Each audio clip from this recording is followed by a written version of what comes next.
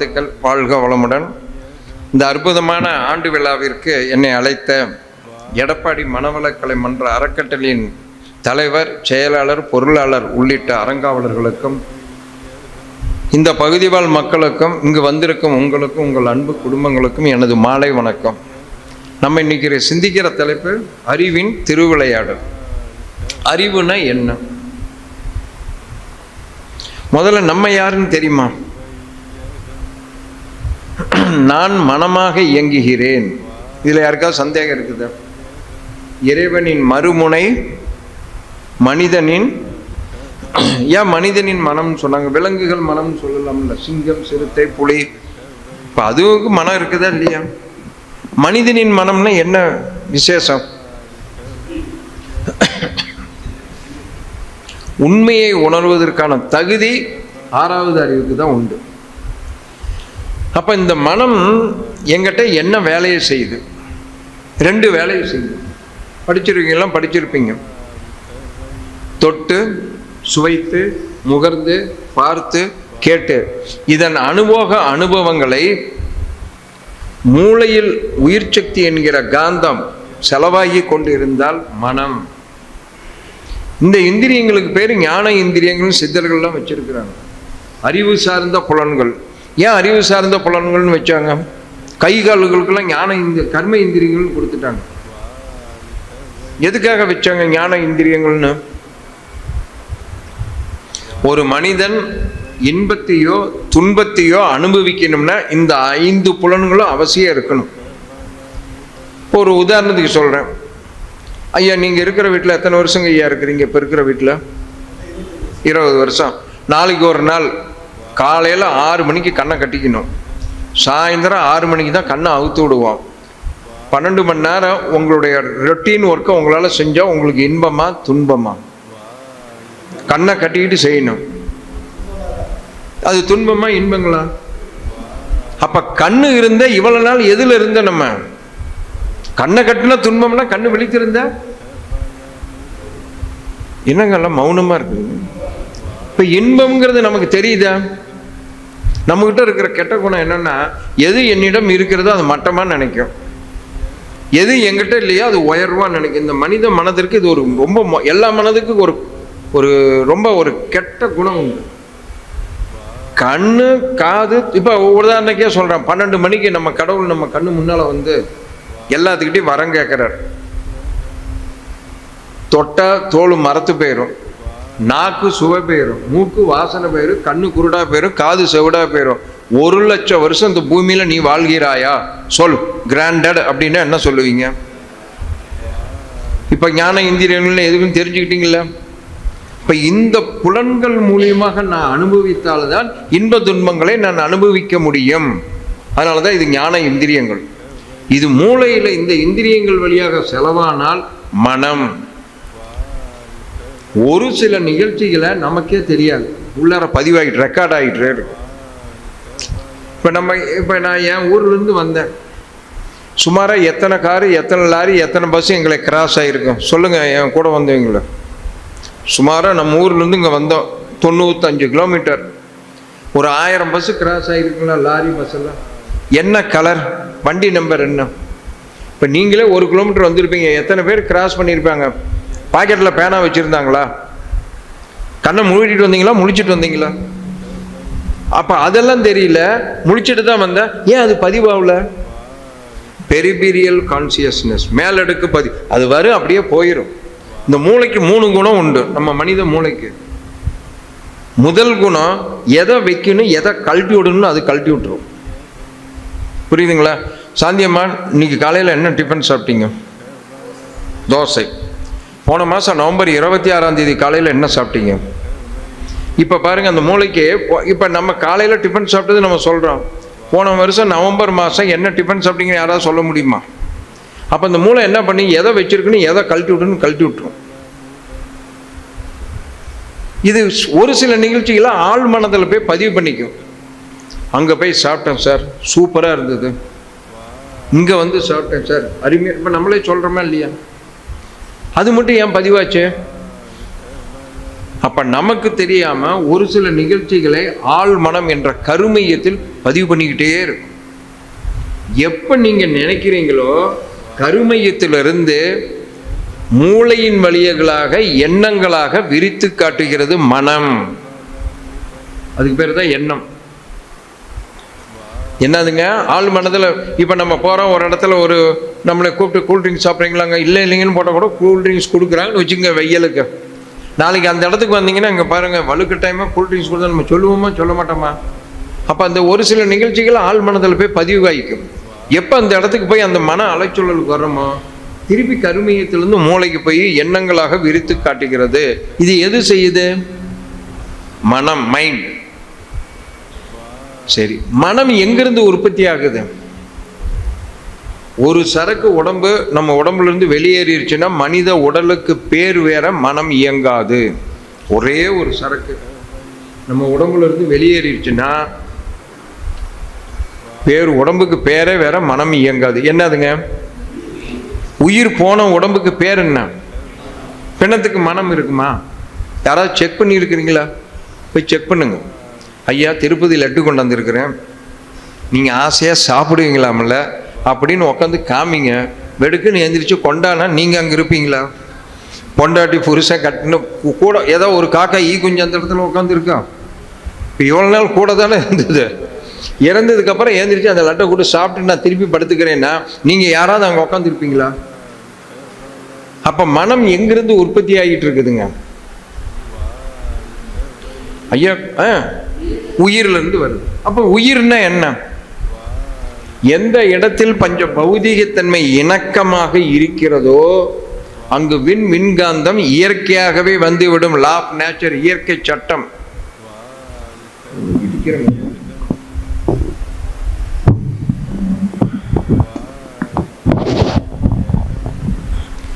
இயற்கை சட்டம் அது. பௌதிகத்தன்மை இணக்கமா இருக்கணும். பஞ்சபூதங்கள்பாங்க. எது பஞ்சபூதங்கள்ங்க? இவன் பேசுறேன்னு வந்துட்டு நம்மளே கேள்வி கேட்டுட்டு இருக்கிறேன்னு வருத்தப்படாதீங்க, அப்பதான் உங்களுக்கு புரியும். இப்ப பஞ்சபூதங்கள் சொல்றீங்களே, எது? நிலம், நீர், நெருப்பு, காற்று, விண். விண்ணுதான் காத்தா மாறுச்சு, விண்ணுதான் நெருப்பா மாறுச்சு, விண்ணுதான் நீரா மாறுச்சு, விண்ணுதான் மண்ணா மாறுச்சு, விண்ணுதான் ஜட பொருளா இருக்குது, விண்ணுதான் உயிரினமாக நமக்குள்ளே இயங்கி கொண்டு இருக்கிறது. எல்லாமே விண்களின் தொகுப்பு. தெரியுதா இல்லைங்களா? இது கரெக்டா இணக்கமா எங்க இருக்குதோ அங்க விண்காந்தமும் வந்துடும். அந்த விண்ணுக்கு பேர் தான் உயிர், அந்த காந்தத்திற்கு பேர் தான் ஜீவகாந்தம். உள்ளார இருந்த உயிர், வெளியில வந்தா விண்ணு. உள்ளார இருந்த ஜீவகாந்தம், வெளியில வந்தா வான்காந்தம். இப்ப புரியுதுங்களா? ஓரளவு தெரியுதா? ரைட். இப்ப அனாட்டமி கிளாஸ் வர்றேன். இந்த உயிர் சக்தி என்பது என் உடலில் என்ன செய்கிறது? நம்ம அதை உயிர் இல்லைன்னா நம்ம ஒன்றும். இப்போ நான் பேசுறேன்னா மாணிக்கோசம் பேசுறேன், நீங்களும் நினைப்பீங்க, நானும் சொல்றேன். உயிர் போனால் மாணிக்கோசம் உட்காந்து பேசுவார் எங்கேயாவது? அப்ப இவ்வளவு நாள் பேசுனது யார்? உயிர் தான் பேசிட்டு இருக்கு, ஆனா நமக்கு அது தெரியாது.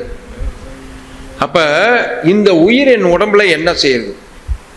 ஒவ்வொரு மனித உடல்லையும் 100 லட்சம் கோடி செல்கள் இயக்கத்தில் இருக்கிறது. எவ்வளவு செல்லுங்கள்ங்க? இது ஸ்டாட்டிஸ்டிக்ஸ், புள்ளி விவரம்னு பேரு. புள்ளி விவரம்னா என்ன? புழுகுன்னு என்ன?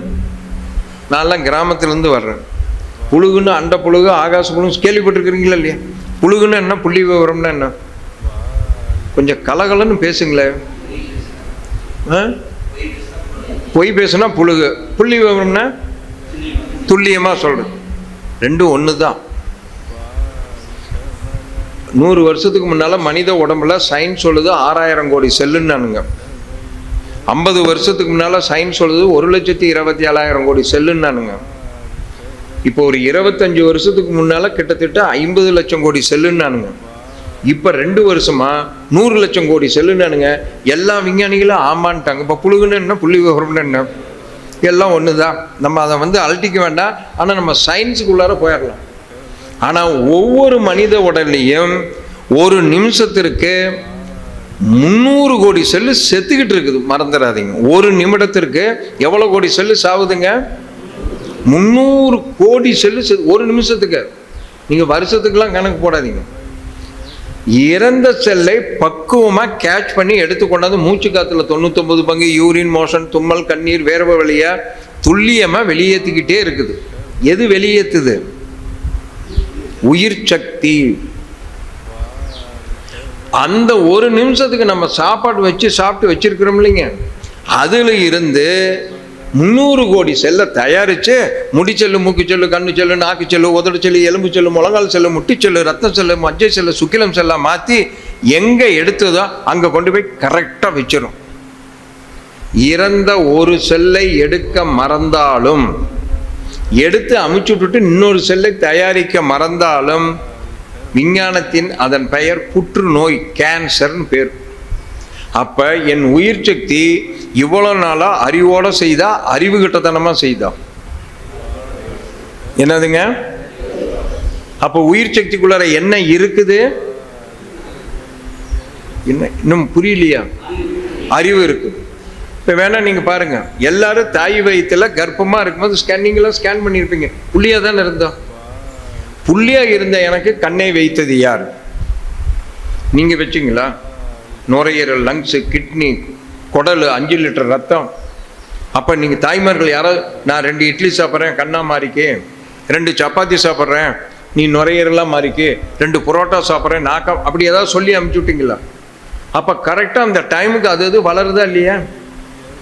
அப்போ அது அறிவோடு நம்மளை டிசைன் பண்ணியிருக்குதா? அறிவு கட்டத்தனமாக டிசைன் பண்ணுதா? டிசைனிங் இன்ஜினியர்னு ஒருத்தர் இருப்பார்ல. இப்போ வீடு இப்போ கன்ஸ்ட்ரக்ஷன் இது பண்ணா ஒரு இன்ஜினியர் இருப்பார் இல்லை? அப்போ அறிவோட டிசைன் பண்ணாலும் நம்மளை அறிவு கிட்ட நினச்சி வேணா பாருங்க. இப்போ இந்த இடத்துல முடி இருக்குதுங்களா? இங்கே இருக்கிற முடி இங்கே வளர்ந்ததுன்னா எல்லாத்துக்கும் என்ன பண்ணுவீங்க? எல்லா நாட்களையும் பெண்களுக்கு இருக்கிற மாதிரி 6 அடி கூந்தல் வளர்ந்தது. ஐயா டீ சாப்பிட்ற வாங்கினார்னா இருங்க சேவ் பண்ணிட்டு வரேன்ட்டு போகணும். அப்படி வச்சிருக்குதா? நினச்சி பாருங்க. அப்போ நம்மளை துல்லியமாக வச்சிருக்குதா, அறிவு கிட்டத்தனமாக வச்சிருக்குதா? அப்போ உயிர் சக்திக்குள் என்ன இருக்குது? நல்லா புரிஞ்சுக்கணும், அறிவு இருக்குது. இப்ப 2வது கேள்வி, அந்த அறிவு மனிதனுக்கு எத்தனாவது அறிவு? 6வது அறிவுனா என்ன? என்னங்க? சிந்திக்கிற அறிவு. வீட்டில் யாராவது நாய் வச்சிருக்கிறீங்களா? இங்க கிளாஸ் முடிஞ்சுட்டு போனா நீங்க வளர்த்து நாய் உங்களை கண்டா என்ன பண்ணும்? நான் வர்றேன், அது சிந்திச்சுதா இல்லையா? உரைச்சி வெள்ளத்துங்க வச்சுட்டு காலையில் வந்து பாருங்க என்ன இருக்க. இப்போ எறும்பு சிந்திச்சுதா இல்லையா? இப்போ சிஎம் பிஎம் வர்றாங்கன்னா நம்மளை நம்ப மாட்டானுங்களே, இவனுங்க காலை வாரி விட்டுருவானுங்கன்னு டாக் ஸ்குவாடு தான் உள்ளார வருது. ஏன் அதை கொண்டாந்து 5 அறிவை? அப்போ 6வது அறிவுனா என்ன? அதான் என்ன பகுத்தறிவுனா? எப்பொருள் எத்தன்மை ஆயினும் அப்பொருள் மெய். அதை கண்டுபிடிக்கிறது தான் 6வது அறிவின் நோக்கமே. நம்ம அதை தவிர மற்றதெல்லாம் தெளிவாக செஞ்சுட்டு இருக்கிறோம். இந்த 6வது அறிவு என்ன செய்யுதுன்னா, அதை தவிர மற்றதெல்லாம் தெளிவாக செய்யுது.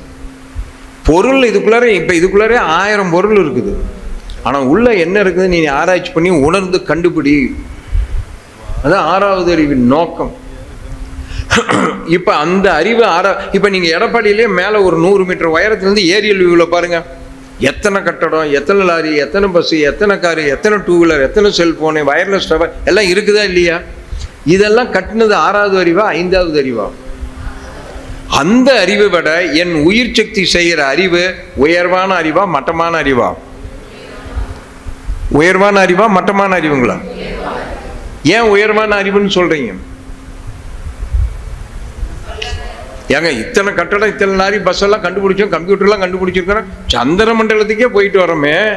ஆனால் அந்த அந்த அந்த அறிவை விட நம் உள்ளே இருக்கும் உயிர் சக்தியின் அறிவு மேலானதுங்கிறீங்களே, ஏன்?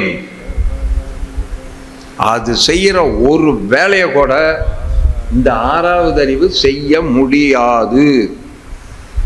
ஒரு சொட்டு ரத்தம் செய்வீங்களா யாராவது? இப்போ நீங்கள் வீட்டில் சமையல் பண்ணும்போது வெங்காயம் கையை, சமையல் நீங்கள் தானே பண்ணுறீங்க.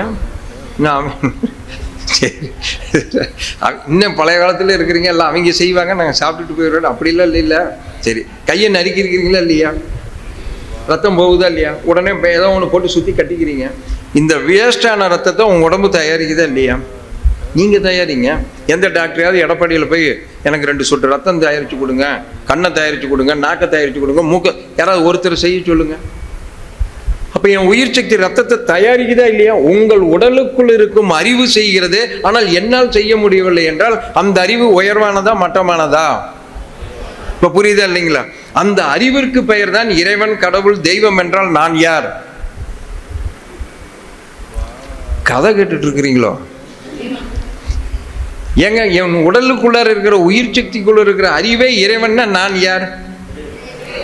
கன்ஃபார்ம் தானே? அப்ப நீங்களாம் யார்? நீங்க யாரு? உங்க மாமியார்லாம் யாரு? ஏமா சரி என்ன கேட்ட? உங்க மருமகள் யாரு? ஏன் முட்டுது? காரணம் இல்லையா? ஏனென்றால் அந்த அறிவு தான் இறைவன் என்பதை கேட்டுக்கிறதும் இல்லை, புரிஞ்சுக்கிறதும் இல்லை, சொன்னா கேட்கறதும் இல்லை. அதுக்கு தான் பக்தி இலக்கியம்லாம் வந்தது, சொற்பொழிவுன்னு வச்சாங்க. இந்த அறிவுனா என்ன? அப்ப அறிவுனா என்ன? த ஆர்டர் ஆஃப் ஃபங்க்ஷன், இயற்கையில் இருக்கும் சட்டம், இயற்கை நியதியே கடவுள். இன்னமும் கடவுள்னா நமக்கெல்லாம் என்னமோ வந்து அதுலேயும் சில இந்த கோயிலுக்கு போனீங்களாம் பார்த்தீங்கன்னா டென்ஷனும் வருது கொஞ்சம். சார் அவன் தீர்த்தத்தை கொடுக்குறான், தீர்த்தம் என்ன பர்பஸுக்காக? நீங்கள் ஜாதகத்தை கட்டத்தில் சொல்லி புரியும். உங்களுக்கு கோபம், பொறாமை, வஞ்சகம், பைல்ஸு, அல்சர் வந்ததுன்னா ஓடு சிவன் கோயிலுக்குன்னு. சைனஸு, அலர்ஜி, டிபி, ஆஸ்மா இது மாதிரி வந்ததுன்னா ஓடு பெருமாள் கோயிலுக்கும் பாருங்க. அங்கே போனால் தீர்த்தம், சிவன் கோயிலில் தீர்த்தத்துக்குள்ள என்ன போட்டு வச்சுருப்பாங்க? துளசியா, வில்வத்தலை இருக்கும். அட்லீஸ்ட் அந்த வில்வத்தலை இன்டர்னல் யூஸ், அவங்களுக்கு இந்த சூடு இதெல்லாம் பொறாமையெல்லாம் குறைக்கிறது, பைல்ஸு அல்சர்லாம் குறைக்கும். அருகம்புல், வில்வத்தலை இருக்கும். இந்த சைனஸு, அலர்ஜி, சளி பிடிக்கிறதுனா ஓடு பெருமாள் கோயிலுக்கும்பாங்க. அங்கே என்ன போட்டிருப்பாங்க? அதுக்கு நல்லது. இவங்க கோயிலில் போய் பார்த்தா இந்த பெண்களே, வெகு பெண்கள் தீர்த்தத்தை வாங்கி தலையில் இப்படி ஊற்றிக்கிட்டு 90 சோப்பை வாங்கி ஆணு வாயில் போட்டு அருமையாக. சார் குங்குமங்கிறது கெமிக்கலுங்க, அதை வாங்கி வாயில் போட்டுட்டு அருமையாக சாமி கும்பிட்டேன். பைத்தியம்னு அர்த்தம். எதை சாப்பிடணும், எதை பூசிக்கணும்னே தெரியாமல் இருந்தா யார் இதெல்லாம் சொல்லித்தர்றது? கோயிலுக்குள்ளார எப்படி நடந்துக்கணுங்கிறதே ஒரு கிளாஸ் வச்சு ஒரு நாள் வகுப்பு வச்சு எடுத்தால் தான் புரியும். ஆன்மீகம்னா என்னன்னு சொல்லணும், ஆன்மீக அறிவுனா என்னன்னு சொல்லி தரணும். அப்ப நம்ம உயிர் சக்திக்குள்ள இருக்கிற அறிவு அது என்ன? அப்ப என்ன மகரிஷி கொடுத்திருக்கிறார்? அந்த அறிவை கூர்ந்து நிப்பார். மனம் அறிவாக மாறும் நிலையே தியானம். நம்மளாம் தியானம் பண்ணலைங்க, நான் தியானம் பண்றேன்னு வெளியில் போய் சொல்லிவிடாது. தியான பயிற்சி தான் பண்ணிக்கிட்டு இருக்கிறோம். நம்ம என்ன பண்றோம்? தியானம் என்பது கண்ணை மூடுனா absolute space, stand still position. அமாவாசை இருட்டு மாதிரி கப்புன்னு உக்காந்துக்கணும். நம்ம வந்து தியானம் இப்போ எல்லாம் தியானம் ஐயா எடுத்தார், 1/2 மணி நேரம் எடுத்தார். 1/2 மணி நேரம் இருக்குங்களா அவர் ஐயா எடுத்தது? கண்ணை மூடுனா தெரியும். மத்தியானம் சுண்டைக்காய் குழம்பு வச்சுட்டு இருந்தோம். சிரிக்கிறாங்க. அடடா மூடாமே வந்துட்டோமே, வீட்டுக்கு ஃபோன் பண்ணலாமா வேண்டாமா, போகலாமா வேண்டாமா? இப்போ நம்ம தியானமும் கோயிலில் சொல்கிற புரோகிதர் சொல்கிற மந்திரமும் பலிக்கிறது இல்லைன்னு சயின்ஸில் ஒருத்தர் ப்ரூவ் பண்ணிட்டு இருக்கிறார். கேள்விப்பட்டிருக்கிறீங்களா? மந்திரங்கள் உலக சேமத்துக்காக. மழை பெய்யணும்னா அவன் மந்திரம் சொன்னா மழை பெய்யணும். ஆனால் இப்போ மழை பெய்யுதா? ஏன் அவங்க மந்திரமும் பலிக்கலாம், நம்ம தியானமும் பலிக்க மாட்டேங்குது? நம்ம தியானம் பயிற்சின்னு தான் சொல்லிட்டு இருக்கிறோம். என்ன காரணம் கவனிச்சிருக்கிறீங்களா? நீங்கள் புரோகித சொல்லும் பாரு, சுக்லாம் பிரதரம் விஷ்ணு, ஏமா அங்கே நிற்கிறீங்க, உட்காருங்க, சசிவர்ணம் சதுர், இங்கேயா நின்றுட்டு இருக்கிறீங்க, உட்காருங்க கீழே, நான் சொல்லிட்டு இருக்கிறேன், கத்திட்டு இருக்கிறேன். சசிவர்ணம் சதுர்புஜம் பிரசன்ன வதனம், தூவக்கால் தீபக்கால் கொஞ்சம் சீக்கிரம் எடுத்துட்டு வாங்க, சதுர்புஜம் பிரசன்ன வதனம் தியாய, இந்த மந்திரங்களை பழிக்குங்கிறீங்க. அந்த மந்திரம் அந்த லெவலோட தான் இருக்கும். நம்ம தியான லட்சணமும் அப்படிதான். என்ன காரணம்னா, தியானம் அப்படின்னா எல்லாத்தையும் மறந்து எண்ணங்கள் எழாமல் எண்ணத்தின் மீது எண்ணமாய் இருத்தல் தியானம். கண்ணை முழிச்சிருக்கிறதுலையும் உங்களுக்குலாம் பிரச்சனை இல்லை. தியானம்னு கண்ணை மூடுனாதான் எல்லா கழுசடியும் வந்து உள்ளார உழுகும். எங்கெங்கயோ போறதெல்லாம் வரும். பாம்பு கடிக்கிற மாதிரி இருக்கு, கத்தி எடுத்து குத்துற மாதிரி, பொண்டாட்டி துரத்துற மாதிரி இருக்கு, புருஷை அடிக்கிற மாதிரி. இதெல்லாம் ஏன் வருது? அறிவின் குறைபாடுகள், என் உள்ளே இருக்கும் கருமையத்தினுடைய பதிவுகளை நான் அனுபவித்து தான் தீர வேண்டுமே தவிர அது எங்கேயும் போவாது. அது பதிவாகிக்கிட்டே இருக்கு. இப்ப இந்த பதிவை நீக்கிறதுக்கு தான் இங்க வந்திருக்கிறோம். நம்ம எதுக்கு இங்க நமக்குள்ள என்ன வேலை இல்லைன்னா அங்க வந்து உட்காந்துருக்கிறீங்க? அப்ப இங்க வர்றதனுடைய நோக்கம் என்ன? என் பதிவுகளிலிருந்து நான் விலக வேண்டும். நல்லா புரிஞ்சுக்குங்க. 1008 பதிவு உள்ளார இருக்கும். அந்த பதிவுகளிலிருந்து விலகிறதுக்கு தான் வந்து உட்காந்துருக்கிறோம். அப்ப பதிவுலிருந்து விலகிறதுக்கு நான் என்ன செய்யணும்? அறநெறி வாழ்க்கை சொல்றாரு இல்லையா மகரிஷி? இப்ப இந்த அறிவு அந்த அறிவை உணர வேண்டும். 6வது அறிவு தன் முழுமை அறிவை உணர வேண்டும். முழுமை அறிவுன்னு என்ன?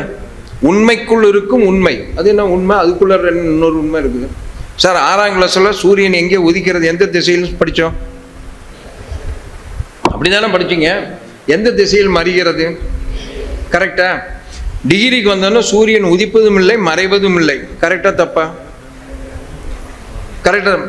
பிஹெச்டி எம்பியில் போனால் பூமியின் தற்சுழற்சி வேகத்தால் சூரியன் உதிப்பது போலவும் மறைவது போலவும் தோன்றுகிறது. கரெக்டா தப்பா? அப்போ 6ஆம் கிளாஸ் சொல்லி கொடுத்தது முட்டாளா? அதுதான் பக்தி.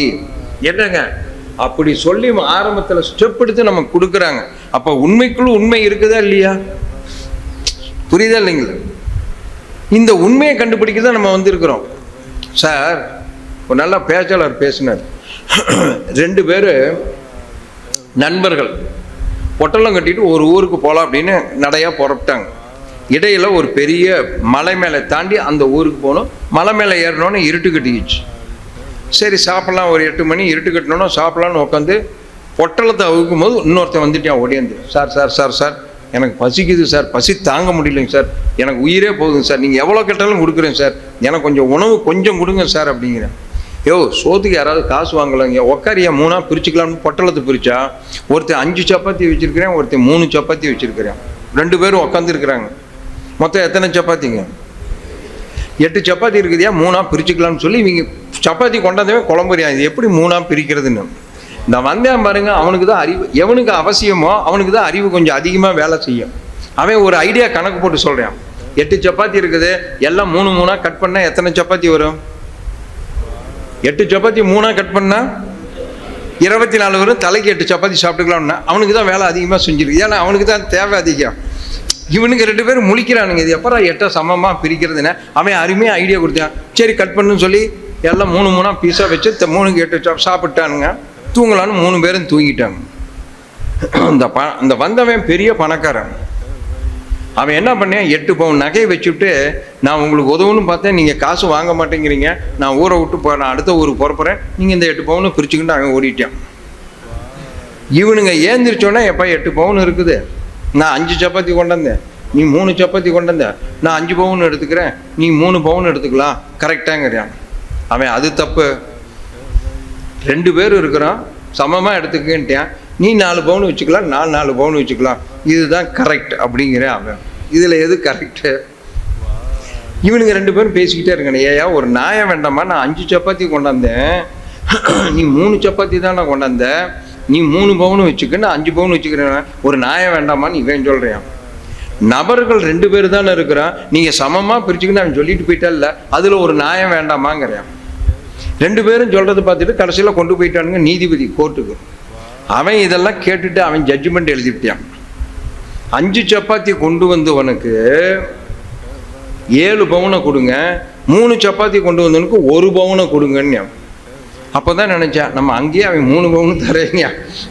இதுக்கு தான் பெரும்பாலானது என்னுடைய ஐடியா, இந்த கோர்ட்டுக்கும் போலீஸ் ஸ்டேஷனுக்கும் போயிடாதீங்க அப்படிங்கிறது. தெரியுதுங்களா? இவன் என்னடா ஜட்ஜி இப்படி சொல்லிவிட்டானே, எங்க நீதிபதி நாங்களே பிரிக்கும் போதே அவன் 3 பவுன் தரேன்னா அவன் 5 பவுனு, நீங்கள் எல்லாத்தையும் குறைச்சிட்டு எனக்கு 1 பவுன் தரீங்களே, இது நியாயமா அப்படின்னு நீதிபதி அவன் கேட்குறான். நீ எத்தனை சப்பாத்தி ரூபா கொண்டாந்த? 3 சப்பாத்தி கொண்டாந்தங்க, 3ஆக வெட்டினா எத்தனை துண்டுரா? எத்தனை துண்டுங்க? நீ எத்தனை துண்டுரா தின்ன? அவனுக்கு எத்தனை துண்டுரா கொடுத்த? உனக்கு 1 துண்டு கொடுத்ததுனால உனக்கு 1 பவுன். இவன் 5 3ஆக பிரிச்சா எத்தனை துண்டு வந்ததுங்க? அவன் எத்தனை துண்டு அவன் கொடுத்தான்? 7 துண்டு கொடுத்தான், அவனுக்கு 7 பவுனான்னு. இப்போ பார்க்கறதுக்கு எது உண்மை? உண்மைக்குள்ளார ஒரு உண்மை இருக்குதா இல்லையா? இந்த உண்மையை கண்டறிவது தான் அறிவு. சார், நம்மளே எத்தனை பேர் உடம்பு சரியில்லாமல், இந்த உடம்பு சரியில்லைன்னா ஃபஸ்ட்டு ஆஸ்பத்திரி பண்ணால் உடனே நம்பிடாதீங்க. என்னுடைய அனுபவத்தில் நான் சொல்கிறேன். இது ஏன்னா உடனே டாக்டர் ஆப்ரேஷன் சில பேர் கங்கா ஆஸ்பத்திரின்ட்டுவாங்க. அது பிரச்சனையே இல்லை பேர். இது என்ன உடம்புக்குன்னு 2-3 டயக்னைஸ் பண்ணுறது தான் நல்லதுங்க. ஒருத்தர் சொல்லிவிட்டாங்கன்னு தயவு செய்து போயிடாதீங்க. என்னுடைய அட்வைஸை நான் அனுபவிச்சுட்டு சொல்கிறேன். ஒருத்தன் இந்த டாக்டர்ஸ் எல்லாம் வாக்கிங் கிளப்னு ஒன்று போவாங்க, கேள்விப்பட்டிருக்கிறீங்களா? காலையில் 5 மணிக்கு வேகமாக போயிட்டு டீ கடையில் நின்று ஒரு பஜ்ஜி சாப்பிடுவாங்க அவங்களே. அதுவும் டீ கடை பஜ்ஜி. ஒரு 3 டாக்டர் 4 டாக்டர் என்ன பண்ணாங்க, டீ கடையில் நின்று பஜ்ஜி சாப்பிட்டுட்டு இருக்கும்போது ஒருத்தர் நொண்டி வந்தேன். எம்எஸ் ஆர்த்தோ தான் ஃபஸ்ட்டு ஆரம்பித்தார். He has something problem. அவனுக்கு நியூரோ மண்டலம் பாதிச்சிருக்குது. அவனை கம்ப்ளீட்டாக ஸ்கேன் பண்ணால் கண்டுபிடிச்சிடலாம். அங்கே பாரு 200 மீட்டர் தூரத்துக்கு வரும்போது விசுக்கு நடக்கிறேன் பாரு. கம்ப்ளீட் நியூரோ சர்ஜன் பார்த்துட்டார். உடனே எம்எஸ் ஆர்த்தோ பண்ணார். No no no no no it is a bone problem. அவனுக்கு போனில் ஏதோ அடிபட்டுருக்குது. இவர் ஆர்த்தோவில் இவர் திறமையை காமிக்கணும்ல. அவனுக்கு போனில் பிரச்சனை, அது ஏதோ ஒடிஞ்சிருக்குன்னு நினைக்கிறேன், வந்து ஸ்கேன் நம்ம கேட்டுட்டா போதும், அவனுக்கு எலும்பு ஒடிஞ்சு போச்சுங்கிறார்.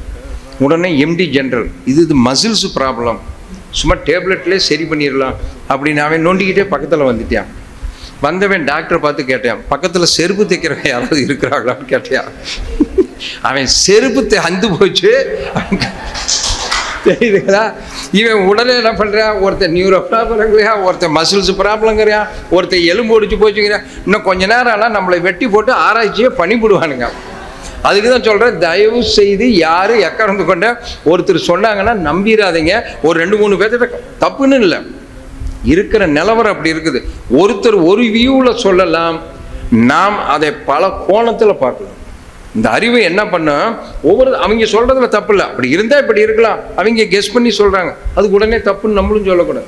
எதுக்கு 2-3 டாக்டர் போய் கன்சல்ட் பண்ணுறோம்?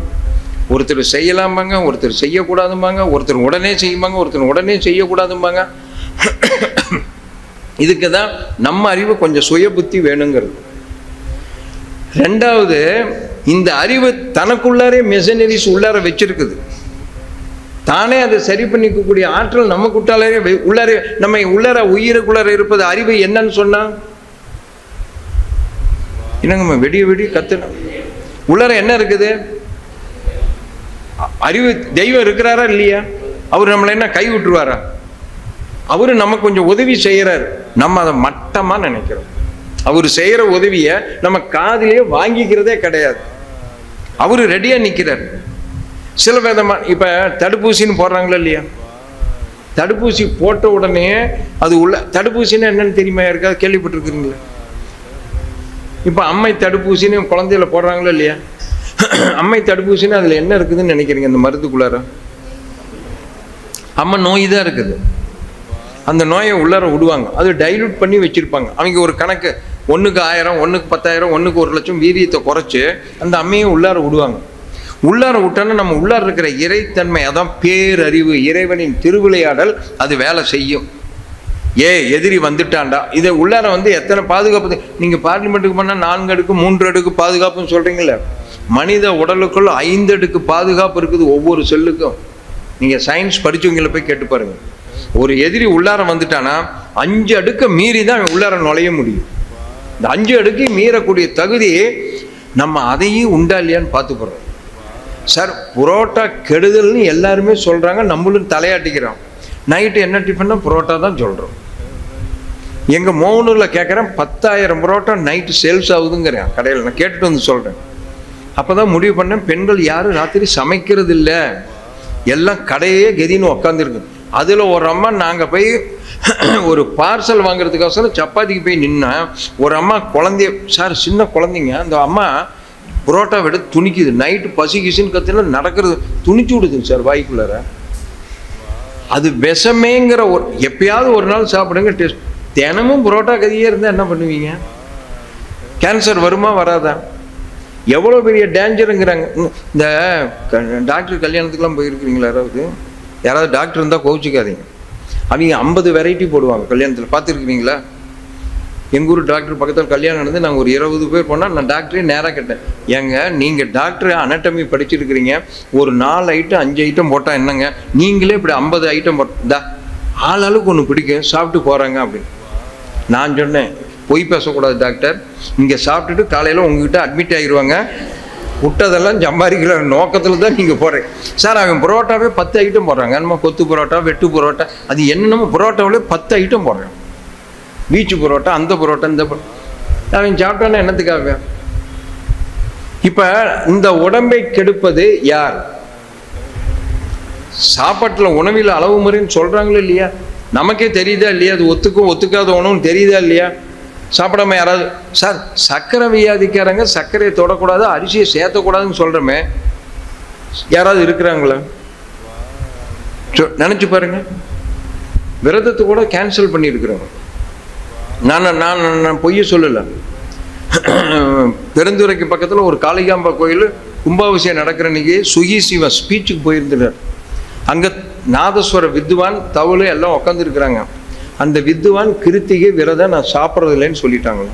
இந்த கூட போன மத்தளங்கள் தாளங்கள்லாம் ஒரு 5-6 பேர் இருந்தாங்க. பெரிய ஆடம்பரமான கும்பாபிஷேகம். அவங்க போய் சாப்பிட்டுட்டு வந்து இந்த கிருத்திகை விரதம் இருக்கிற 2 பேர்கிட்ட சொன்னாங்களாம், அண்ணே இன்னைக்கு விட்டீங்கன்னா வேற என்னைக்கு நம்ம இதை பார்க்க முடியாது. என் கையை மோந்து பாருங்க, நாட்டு பசுமாட்டு நெய்யாம். அவன் கரண்டியில் எடுக்கும் போதே பொழக்குன்னு விடுவது. என் வாழ்க்கையில் நான் பார்த்தது கூட இல்லைன்னா, சாப்பிட்றது வேற பார்த்ததே இல்லை அப்படின்னா. என்னடா சொல்கிறீங்க? அவரு என்னடா விரதத்தை அப்புறம் வச்சுக்கலாம், நீங்கள் முதல்ல உள்ளாரப்பாங்க. ஏண்டா விரதம்டா, நான் இத்தனை வருஷமாக அந்த கிருத்திகை விரதம் கடக்குதுன்னு ஒரு நாள் ஒத்தி போடுங்க. இதென்ன பார்லிமெண்ட் சட்டசபையை ஒத்தி போடுறதுக்கு? அவரு இந்த பாருங்கண்ணே கையை மோந்து பாருங்கன்னு வச்சாங்க, ஏந்திரிச்சிட்டாங்க 2 பேரும். அங்கே போய் ஒரு புடி பிடிச்சிட்டு வந்துட்டாங்க. இப்போ இந்த அறிவு சொல்லுது இது ஆவாதுன்னு சொல்லுது, உள்ளருக்கு சொல்லுது. ஆனால் அறிவு கட்டவனே விரதம்ங்குது. நம்ம அறிவு அதை ஏற்றுக்குதா? அப்போ என்ன ஆகுதுங்க? நம் மூளை, நம் அறிவு நமக்கு எது கிடைக்கவில்லையோ அதை அனுபவிக்க வேண்டும் என்ற ஆசை பிறக்கிறது. அப்போ இங்கே தான் அறிவு மங்குது. அப்போ இறைவன் இதையும் வச்சிருக்கிறாரு, இதையும் வச்சிருக்கிறாரு. புரியுதா இல்லைங்களா? சேலத்தில் நான் உடம்பு கெட்டு போனதுக்கப்புறம் நம்ம யோகா பயிற்சிக்கு போகும்போது ஒரு 6-7 நாள் தான் இருக்கும். பக்கத்தில் கனரா பேங்க் சீனியர் மேனேஜரில் எனக்கு அங்கே தான் போய் செஸ்ட்டில் போய் நாங்கள் எடுத்துகிட்டு போகணும். என் முத்து சின்ன சாமின்னு இருந்தார், எங்கள் தெருவிலே கம்பர் ஸ்ட்ரீட்லேயே இருந்தார். என்ன மாணிக்கம் பெரியசா நம்ம யோகா காலையில் என்னோட வாக்கிங் வாங்க, நாங்கள் ஒரு 20 பேர் போகிறோம், நீங்களும் வந்துடுங்க அப்படின்னாரு. அவர் சீனியர் மேனேஜருங்க, இப்போ பெருந்துறையில் இருக்கிறார். சரி இவங்கெல்லாம் போகிறாங்களே, நான் கூட போனேன். வேகமாக நடந்தாங்க, அதெல்லாம் கரெக்டாக நடந்தாங்க. 20 பேசிக்குது, 360, 260, 435. 2 இட்லிக்கு 360 தானா? நான் 4 இட்லி சாப்பிட்டு எனக்கு 450 போயிடுச்சு. இதுக்கெல்லாம் சக்கரை வியாதி குறையுங்கிறீங்க. இந்த சனியினோட சேர்ந்தால் நமக்கு ஏங்க இதே வாக்கிங் போகிற 2 கிலோமீட்டர் உனக்கு 360, 260, 430, 365ன்னா இது என்னைக்கு வெடிகிறது? நீங்கள் வாக்கிங் போகிற அன்னிலேருந்து இதுகளோட சேர்ந்தால் நம்ம ஒளிஞ்சிருவோன்னு வெளியிலேயே வந்துட்டோம். உங்கள் எண்ணம். இன்னொன்று பாருங்கள், இந்த மூளைக்கு இன்னொரு குணம் உண்டு. எந்த விதமான வியாதியும் இல்லாத ஒரு மனிதன் ஒரு மருத்துவரிடம் சேர்ந்து உங்களுக்கு கேன்சர் ஆரம்பிக்கிற மாதிரி இருக்குதுங்கன்னு சொல்லி உங்கள் மனம் அதை ஏற்றுக்கொண்டு விட்டால் அன்னிலிருந்து கவுண்ட் டவுன் ஆரம்பிச்சிடும். இந்த கெட்ட குணம் நம்ம மனதுக்கு உண்டு. நல்லா புரிஞ்சுக்குங்க. அவன் சொன்னாலும் நீங்கள் நம்மளை தூக்கி கிடப்பில் போட்டு நீங்கள் பாட்டுக்கு உங்கள் வேலையை பார்த்தீங்கன்னா இருக்கிற நோய் வெளியில் போயிடும். சார் இது மெடிக்கல் சயின்ஸ்லாம் ப்ரூவ் பண்ணியிருக்கிறாங்க சார், நான் பொய் சொல்லலை. தீபக் சோப்ரா நம்ம இந்தியாவில் பிறந்த டாக்டர், அமெரிக்காவில் செட்டில் ஆயிட்டார், மனோதத்துவ நிபுணர். அவர் MS படிச்சிருக்கிறார், சர்ஜரி. அங்கே ஹெரால்டுங்கிற இராணுவ இன்ஜினியர், இராணுவத்தில் பணிபுரிந்த ஒருத்தனை செக் பண்ணுறார். நம்ம தீபக் சோப்ரா நடந்த விஷயம் செக் பண்ணிட்டு அவர் பார்க்குறாரு, என்ன இது அப்படின்னு சொல்லியிருக்காரு. ஹெரால்டுங்கிறவன் தன் வயதுக்கு வந்த பெண் திருமணமாகல, அந்த பெண்ணை கூட்டிகிட்டு அந்த டாக்டர்கிட்ட, நம்ம தீபக் சோப்ராட்ட அமெரிக்காவில் போயிருக்கிறாப்புல. அந்த டாக்டர் சொல்கிறார், தீபக் சோப்ரா நீ யாருமா? நாங்கள் இவர் பொண்ணுங்க, எனக்கு இன்னும் மேரேஜ் ஆகணும். என்னம்மா உங்கள் அப்பா உடம்பு இப்படி வச்சிருக்கிற, நீங்களாம் கவனிக்க மாட்டீங்களா அப்படின்னாப்புல. இல்லைங்க சார், நீங்கள் எவ்வளோ நாள் டைம் சொல்கிறீங்க அதை சொல்லுங்கள் அப்படின்னாப்புல. டைமா? எதுக்கு டைம்? இது ஒரு பெரிய கதைங்க சார், எங்கள் அப்பாவை கேளுங்கன்னாரு. என்னம்மா நான் டாக்டரா உங்கள் அப்பா டாக்டரா? நான் சொல்கிறேன் இப்படி இருக்குது கெடுத்து வச்சுருக்கேன். சார் நீங்கள் அவரை கேளுங்கன்னார். என்னையா நடந்தது சொல்லியாங்கிறார். நான் இராணுவத்தில் ஒர்க் பண்ணிகிட்டு இருந்தேன். எனக்கு ஒரு நாள் உடம்பு சரியில்லை, சரியான காய்ச்சல் வந்தது, நடக்க முடியல. உடனே இராணுவ ஹாஸ்பிட்டலில் போய் அட்மிட் பண்ணிட்டேன். எல்லாம் செக் பண்ணாங்க. பிளட்டு, யூரியா, நைட்ரஜன் 8 மடங்கு அதிகம், இன்னும் நீ உயிரோட 2 வருஷம் தான் இருப்பீங்கன்னு அந்த டாக்டர் எழுதி சர்டிஃபிகேட் கொடுத்து ஹெட் ஆஃபீஸ் அமுச்சு விட்டாங்க இராணுவத்துக்கு. இவனை முதல்ல ரிலீவ் பண்ணிடுங்க, விஆர்எஸ் கொடுத்து பணத்தை கொடுத்து ரிலீவ் பண்ணிடுங்கன்ட்டாங்க. நான் உடனே பணத்தை வாங்கிட்டு அவர் இன்ஜெக்ஷன் போட்டார், 4 மாத்திரை கொடுத்தார், வாங்கி சாப்பிட்டு வந்துட்டு பக்கத்துலேயே நிலத்தை வாங்கி போட்டேங்க இந்த பணத்தை வச்சுக்கிட்டு. ஒரு 2 வருஷம் கழிச்சு எனக்கு மேரேஜ் ஆச்சு. மேரேஜ் ஆனால் இதே மாதிரி உடம்பு சரியில்லை. சரி, மிலிட்ரி ஹாஸ்பிட்டலில் அந்த டாக்டர் தான் நான் பார்க்க போனேன். அவரை போய் பார்த்தா இன்னும் ஒரு ஊசி போட்டு 2 மாத்திரை கொடுப்பாரு, வாங்கிட்டு வந்தெல்லாம் போனால் அவர் செத்து போயிட்டார், டாக்டர் இல்லை. சரி, பக்கத்தில் ப்ரைவேட் கிளினிக் இருக்குது, அங்கே நுழைஞ்சிருந்த ஹெரால்டு. அங்கே போனால் அவன் டெஸ்ட் பண்ணிவிட்டு, அடக்கருமத்தை நீ இன்னும் 1 வருஷம் இருக்கிறதே பெருசையா, என்னையா உடம்புல இப்படி வச்சிருக்கிற, நீ எதுவும் கண்டுக்க மாட்டேன்னாரு. சார் ஒரு இன்ஜெக்ஷன் போட்டு மாத்திரையை கொடுன்னு சொன்னேன், அவரும் இன்ஜெக்ஷன் போட்டால் மாத்திரை வந்துட்டேன். 2-3 வருஷம் வச்சு எனக்கு பெண் குழந்தை பிறந்தது, இந்த குழந்தை தாங்க. அப்புறம் ஒரு நாள் காய்ச்சல் வந்தது. சரி, இந்த டாக்டரை போய் பார்க்கணும், இவரும் செத்து போயிட்டாருங்க. இப்போ நான் உங்களை பார்க்க வந்திருக்கேன், நீங்கள் ஒரு டைம் சொல்லுங்க. டாக்டர் தீபக் சோப்ரா புத்திசாலி, நான் டைம் சொல்ல, இது மெடிக்கல் மிராக்கிள், இது ஒரு அதிசயம், இது எப்படி நடந்ததுன்னார். இது எப்படியா நடக்குது, ஏன்னா இத்தனை வருஷம் நீ இருந்திருக்கிறிய, இது மெடிக்கல் சப்ஜெக்டில் இல்லைன்னார். ஒரே வரி தாங்க பதில் சொன்னேன் அந்த ஹெரால்டு, நான் டாக்டர் சொல்கிறத நம்புறதே இல்லைங்கன்ட்டான். இவனுக்கு வியாதி வருங்களா? நல்லா நினச்சி, நான் டாக்டர் சொல்கிறத நம்புறதே இல்லைன்ட்டாங்க. 2வது, அமெரிக்காவில் இதை கேட்டுக்குங்க, ஒருத்தனுக்கு தூக்கு தண்டனை கைது உறுதியாயிருச்சு, நடந்த நியூஸ். அவனை பிஹெச்டி ரிசர்ச் பண்ணுறவனா ஒரு ஆராய்ச்சிக்கு எடுத்துக்கிற அந்த தண்டனை கைதியை, அவனை சாப்பிட்றது உறுதி, அந்த டைமில் நாங்கள் சாப்பிடுச்சோம்னு சொல்லி ஜனாதிபதிக்கு லெட்டர் போட்டிருக்கிறோம். கைதி ஒப்புக்கொண்டால் நீ ஆராய்ச்சிக்கு எடுத்துக்க அப்படின்னு ஜனாதிபதி அப்ரூவல் பண்ணிட்டார். கைதி போய் கேட்டேன், நானே சாவ போகிறேன், நீ என்ன வேணாலும் பண்ணிக்கின்ட்டான். உடனே சைக்காஸ்ட்ரிக் டாக்டர், எல்லா டாக்டரும், ஜெயில் அதிகாரி, எல்லாம் கவர்மெண்ட் ஆஃபீஸர்ஸ் எல்லாம் வந்துட்டாங்க. இவன் போய் உட்காந்து ஆராய்ச்சி பண்ணுறவன் கருநாக பாம்பை கையில் வச்சிருக்கிறான். இந்த பாம்பை உன்னை கொத்த விடுவேன், அந்த விஷம் எவ்வளோ நேரத்தில் உடம்புல பறதுன்னு நான் டெஸ்ட் பண்ணுறேன், அவ்வளோதான். சரி, கொத்த விட்டுக்குங்கன்னு. அதுக்கு முன்னால் ஆனால் உனக்கு வலி தெரியக்கூடாது, உன்னை ஒரு சைக்காஸ்ட்ரிக் டாக்டர் கூட்டியிருந்தாலும் உன்னை அப்படியே நல்லா தூங்க வைப்பார், சைக்காஸ்ட்ரிக் டாக்டர் தூங்க வைப்பார்னு சொல்லி சைக்காஸ்ட்ரிக் அப்படியே ஆழ்ந்த தூக்கத்துக்குலாம் ஆழ்ந்த சைக்காஸ்ட்ரிக் டாக்டர் நம்ம எங்களை மாதிரி பேச்சாளர்களே உங்களை நல்லா தூங்க வைப்பாங்க. இதுக்குன்னு ஒரு ஸ்பெஷல் டாக்டராக தேவை. 1/2 மணி நேரத்துக்கு மேலே பேசினாவே நமக்கு வருதா இல்லையா கொட்டாயி தூக்கம், அதுக்காக ஒரு சைக்காஸ்ட்ரிக் டாக்டர் தேவையே படாது. ஆனால் அந்த டாக்டர் அப்படியே தூங்க கொண்டு போயிட்டார். இப்போ இவன் என்ன பண்ணுறேன், ஆராய்ச்சியில் இந்த பாம்பை நான் கையில் எடுக்கிறேன், பாம்பை நல்லா பாருங்கிறேன். அப்படியே அவன் இந்த அரை தூக்கத்திலே பார்க்குறான், கருநாக பாம்பு இருக்குது, இப்போ உன்னை கொத்த போகிறதுன்னு சொல்லிட்டு அந்த பாம்பை தூக்கி போட்டு 2 குண்டூசி வச்சு 2 குத்தி விட்டாங்க. 5 நிமிஷத்தில் பாம்புனுடைய விஷத்தன்மை, ஹைலி கான்சன்ட்ரேட்டட் புரோட்டீன் தான் பாம்பு விஷம். பாம்பு விஷம்னா வேற ஒன்றும் இல்லை, ஹைலி கான்சன்ட்ரேட்டட் புரோட்டீன். அவன் உடம்பு பூரா பரவி இருக்குதுங்க. பாம்பே கடிக்கல, குண்டூசியில் தான் குத்துனார். இது எப்படி நடந்தது நினைச்சு பாருங்க. அவன் மனம் அதை ஏற்றுக்கொண்டு விட்டதனால் விஷமாகவே மாறிவிட்டது பிளட் பூரா. அது நடந்த சமாச்சாரம்.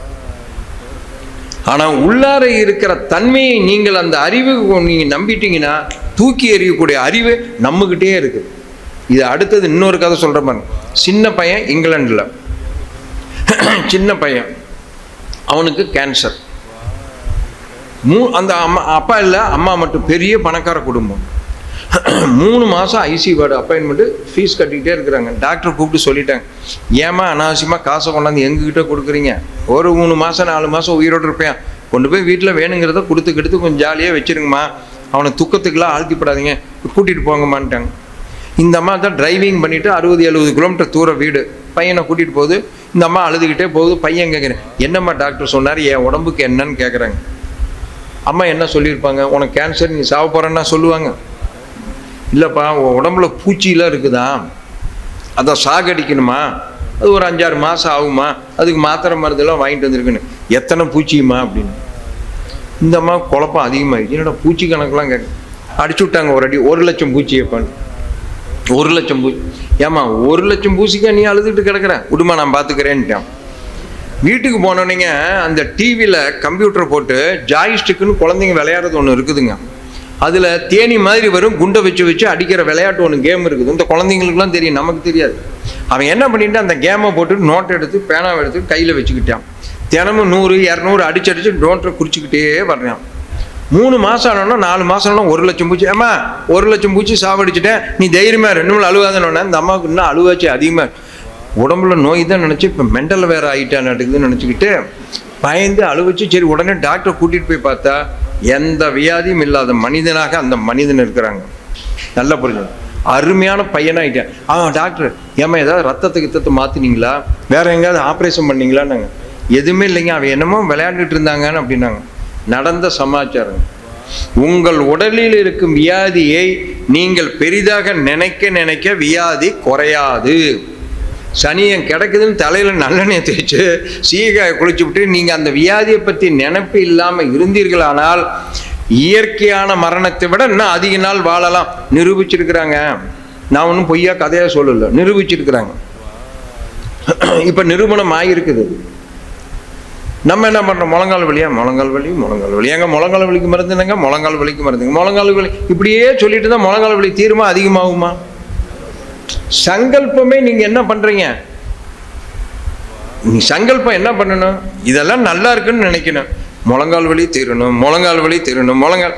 இப்ப எதுக்கு உங்க மனம் அதிக முக்கியத்துவம் கொடுக்குது? இந்த காந்தத்துக்கு, இந்த அறிவுக்கு பேரறிவு. இது சிற்றறிவு, இது பேரறிவு. நீ என்ன சொல்றியோ அதை அப்படியே பதிவு பண்ணிக்கிட்டு அது ரிஃப்ளெக்ஷனா உங்களுக்கு திருப்பி தான் கொடுக்கும் அந்த அறிவு. நம்ம முழங்கால் வலின்னா தீரணுங்கிறத மெதுவா வேற சொல்லுவீங்க. முழங்கால் வலி தீரணும், எது அங்க அதிகமா பதிவாகும்? அப்ப என்ன ஜென்மத்துக்கு அவங்களுக்கு முழங்கால் வலி தீரவே தீராது. நீங்க வேணா செக் பண்ணி போய் பாருங்க. இந்த வலி இருக்கிறதே நீங்க மறந்துட்டு உங்க வேலையை நீங்க பார்த்துக்கிட்டு இருந்தீங்கன்னா அது நம்மளை விட்டு ஓடி போயிடும். இந்த சனிகிட்ட வர்றதே தப்பு, நம்ம வேற இடத்துக்கு ஓடி அது இன்னொருத்தனும் போய் பிடிச்சிக்கும். அப்ப எண்ணங்கள் எப்படி குவியணும் என்றால், உங்களுடைய குறைபாடுகளை நீங்கள் பெரிதுபடுத்தாமல் உங்களிடம் இருக்கும் நிறைகளை நீங்கள் பெரிதுபடுத்த விரும்பின அதை பாசிட்டிவ் திங்கிங் பாங்க. என்ன திங்கிங்க? நம்மள நெகட்டிவ் திங்காவே நம்ம திங்கிங் பூரா நெகட்டிவா இருக்கு. கொஞ்சம் அப்படியே முன்னால வந்துடும், இன்னும் நல்லா முன்னால வந்துடும். இப்ப இதுல இருந்து நான் தப்பிக்கணும். அதுக்கு என்ன வழி? இந்த அறிவை பற்றிய ஓரளவு அறிவு நான் தெரிஞ்சு வச்சிருக்கேன். புரிஞ்சுக்கிட்டீங்களா? ஓரளவு இது வந்து ரொம்ப பெரிய இதுக்கெல்லாம் போகணுங்கிற அவசியமே தேவையில்லை. அப்ப என்கிட்ட இருக்கிற ஒரு அறிவு, இயற்கையில் இருக்கும் பேரறிவை நான் சிற்றறிவு அதை உணர வேண்டும். இயற்கையில சட்டம்னு இருக்குது, விதி, லா ஆஃப் நேச்சர்னு இருக்குது. சார், மழை பெஞ்சா வெள்ளம் வருவது விதியா மதியா? மழை பெஞ்சா என்ன வரும்? வெள்ளம் வரும். இது விதி.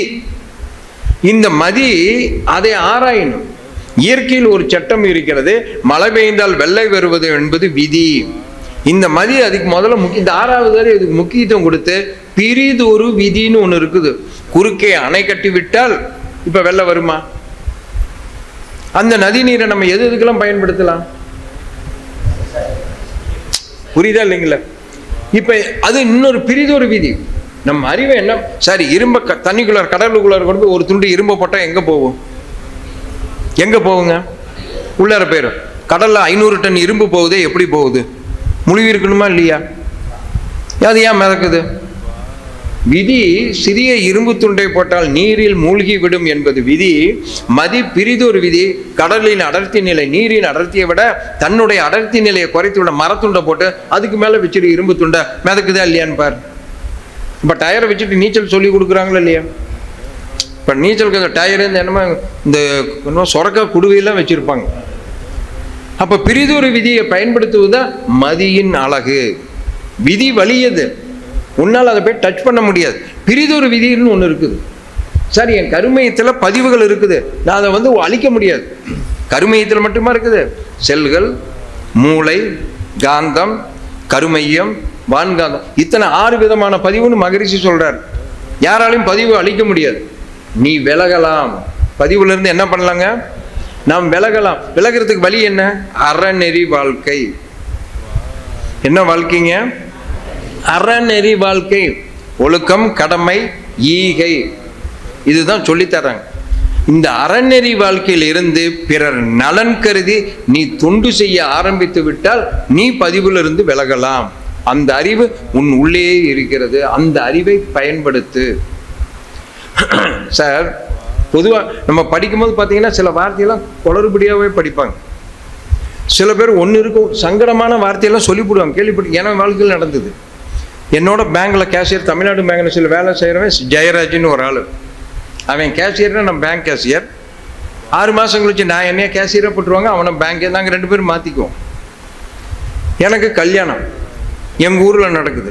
முதல் நாள் நைட்டு ஒரு 4 பேர் வந்தாங்க. அதில் கேஷியர் ஜெயராஜ் வந்துட்டேன். வந்தோடனே என் ஒய்ஃபை பார்த்துட்டு நாங்கள் வர்றேங்க போயிட்டு, இப்போ சாந்தியம்மா வீடு மாதிரி தான். இங்கே என் வீடுன்னா அங்கே என் மாமனார் வீடு. நடக்க முடியாது, ஏன்னா இந்த உடம்பு வச்சு தூக்க முடியாது. நான் அப்பயே பக்கத்து வீட்டிலேயே கல்யாணம் பண்ணிக்கிட்டேன். அவன் வந்து என் ஒய்ஃப்கிட்ட, நான் வந்தாங்க, நாளைக்கு இருக்க முடியாது உங்கள் கல்யாணத்துக்கு, நான் வரேங்கன்னா அவன் போயிட்டேன்.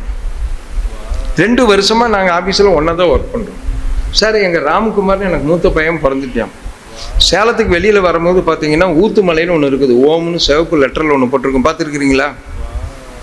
அந்த மலைக்கு நானும் என் ஒய்ஃபு, என் பையன் ராம்குமார், எங்கள் மாமனார் மாமியார், நான் தான் டிரைவிங் கார் எடுத்துகிட்டு மேலே போகிறோம். கரெக்டாக ஜெயராஜ் தான் ஒய்ஃபோட வந்துட்டான். மாணிக்கம், இது யாருன்னு என் ஒய்ஃபை பார்த்து, ஏன்டா என் ஒய்ஃபுடா அப்படின்னு. என் மாமியார் பற்றி, இவங்க யாருன்னு? மாமியாருன்னு. இவர் மாமனாருன்னு. மாமனார், நீங்கள் எங்கே இருக்கிறீங்கன்னு என் மாமனார் பார்த்துக்கிட்டேன். சேலத்தில் தாங்க இருக்கிறோம். மாமியார் பற்றி, நீங்களும் சேலமா? ஒய்ஃபு சேலம், எல்லாம் சேலத்தில் தான் இருக்கு. ஏன் மாணிக்கம், அப்போ அது அப்படின்ட்டான். ஒரே வார்த்தை தான் போட்டா, அதை ஒரு அணுகுண்டு வீசின மாதிரி. மாணிக்கம், அப்போ அது அப்படின்ட்டான். அதுன்னு சொல்லிவிட்டு அவன் போயிட்டான் முன்னால். எங்கள் மாமியார், டே நிர்மலா, எங்கேயோ இன்னொரு பொண்டாட்டி கல்யாணம் பண்ணி இருப்பாட்டுக்குது, இவன் ஆஃபீஸில் இருக்கிறவரே வந்து சொல்லிட்டாரு, இதை முதல்ல விசாரி நிர்மலா, அடியே நீ முதல்ல விசாரின்னு. என் ஒய்ஃபு கொஞ்சம் தெம்பாக பேசுவாங்க. இந்த கருவை முடிஞ்சு யார் விரும்ப போகிறா? நான் ஒருத்தர் தான் இளிச்சவாய் மாட்டிக்கிட்டேன், இதெல்லாம் உலகத்தில் ஒன்றும் இருக்காது, அது ஊருக்கு வர தலைவர், இவர் ஏதாவது தப்பு பண்ணால் மொதல் நியூஸ் நமக்கு தான் வரும், நீங்கள் கவலைப்படாதீங்கன்ட்டாங்க. தினமும் என்னை பார்க்கும்போது என் மாமனார் மாமியார், ஏங்க எதுங்க அது, எதுங்க அது, எல்லாம் நாங்கள்லாம் ஒன்றா சேலத்தில் ஒன்றா தான் இருந்தோம். அவர் assistant director veterinary Salem Asthampatti ஆஃபீஸில் ஒர்க் பண்ணார். 6 மாதம் கழிச்சு கந்தாசிரமத்துக்கு போனால் கரெக்டாக அவன் வந்துட்டான், பொண்டாட்டியோடு வந்துட்டான். எங்கள் மாமியார் நிறுத்திக்கிட்டாங்க, ஏப்பா இந்த அதுன்னு சொன்னியே அது எது அப்படின்னாங்க. உடனே கேட்டு பாருங்க, உன்னியூரில் அத்தாபிரி கும்பலை நடு ரோட்டில் வச்சு தாலி கட்டினார் இல்லையான்னு கேளுங்க. எங்க செத்துக்கித்து போச்சா என்னன்னு? அட கன்றாவியே, அதுதாயா இது, இதுதாயா அது. இப்போ அந்த அது எதுன்னு சொல்கிறதுக்கு எனக்கு நான் கண்டுக்கல. நான் நம்ம பாட்டுக்கு போகிறேன். நாங்கள் இந்த அது எதுன்னு எங்கள் மாமியார் மாமனார் புரியறதுக்கு 6 மாதம் ஆச்சு. அவன் காற்று வாக்கில் ஓதி விட்டு போயிட்டியா. இப்போ சப்போஸ் இதை நம்பியிருந்தாங்கன்னா என்ன இருக்கு? இப்போ அந்த அறிவு என்ன பண்ணு, இது உண்மையா இல்லையா, இந்த சமாச்சாரத்தை நம்பலாமா வேண்டாமா, ஒரு அறிவு வேண்டாம். இந்த மாதிரி அறிவு இல்லாமல் தான் நீங்கள் குடும்பத்தில் பல பிரச்சனை. நீங்கள் குடும்பத்தில் இருக்கிற சண்டையை குடும்பத்தோடு இருக்கணும் சார். ரோட்டில் இந்த நான் பஸ்ஸில் போகும்போதெல்லாம், காரில் போகும்போது அந்த சிக்னலை பார்ப்பேன். விசில் அடிச்சுட்டு போனான்னா அவனுக்கு இன்னும் மேரேஜ் ஆகலைன்னு அர்த்தம். அவன் பாட்டுக்கு விசில் அடித்து பாட்டு பாடுவான். அந்த சிக்னல் வந்து, நீ நான் சொல்கிறேன், நான் சொல்கிறேன், நீ சொல்கிறதெல்லாம் கேட்கணுமா அப்படின்னா அவன் 2 குழந்தைய பெற்றுட்டான்னு அர்த்தம். அங்கே சண்டை போடுறதுக்கு அவனுக்கு வலு இருக்காது. இங்கே சிக்னலில் வந்து தான் முனவியா தெரியுதுங்க. அவன் ஊரில் இருக்க குடும்பம் ஒன்று அங்கே போய் சத்தம் போடு, இல்லைன்னா ஆஃபீஸில் போய் சத்தம். இதற்கு நடு ரோட்டில் போடுறேன்.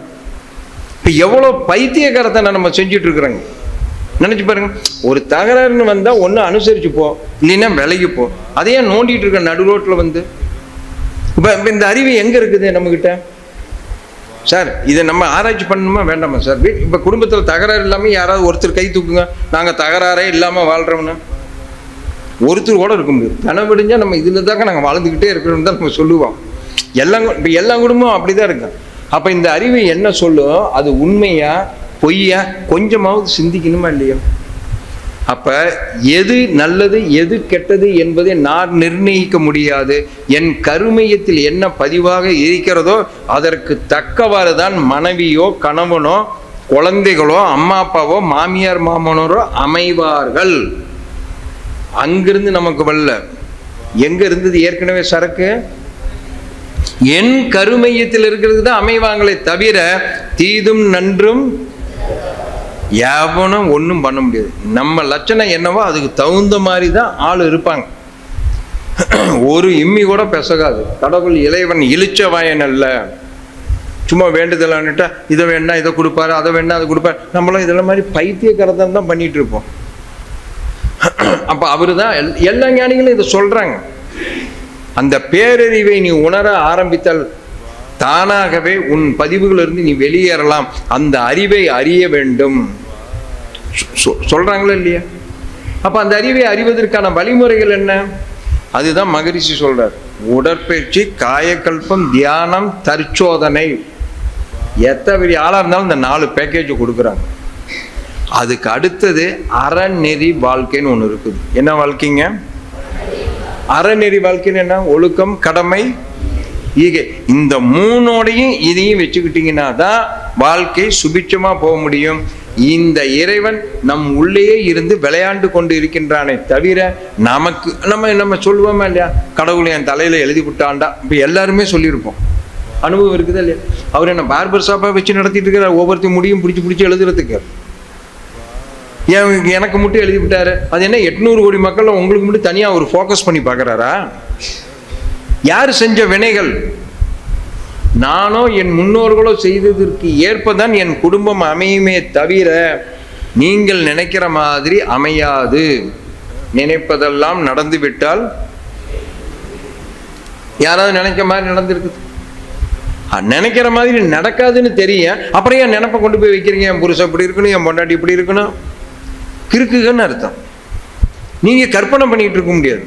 அது இந்த கல்யாணம் நடக்கும் போதெல்லாம் ஒருத்தர் மேடை ஏறி பேசுவோம். கணவனை மனைவி புரிந்து கொண்டும், மனைவியை கணவன் கிறுக்கே. இவன் அதை விட கிறுக்கேன்னு அர்த்தம். சார், எங்கேயாவது ஒருத்தர் புரிஞ்சுக்க முடியுமா? நினைச்சு பாருங்க.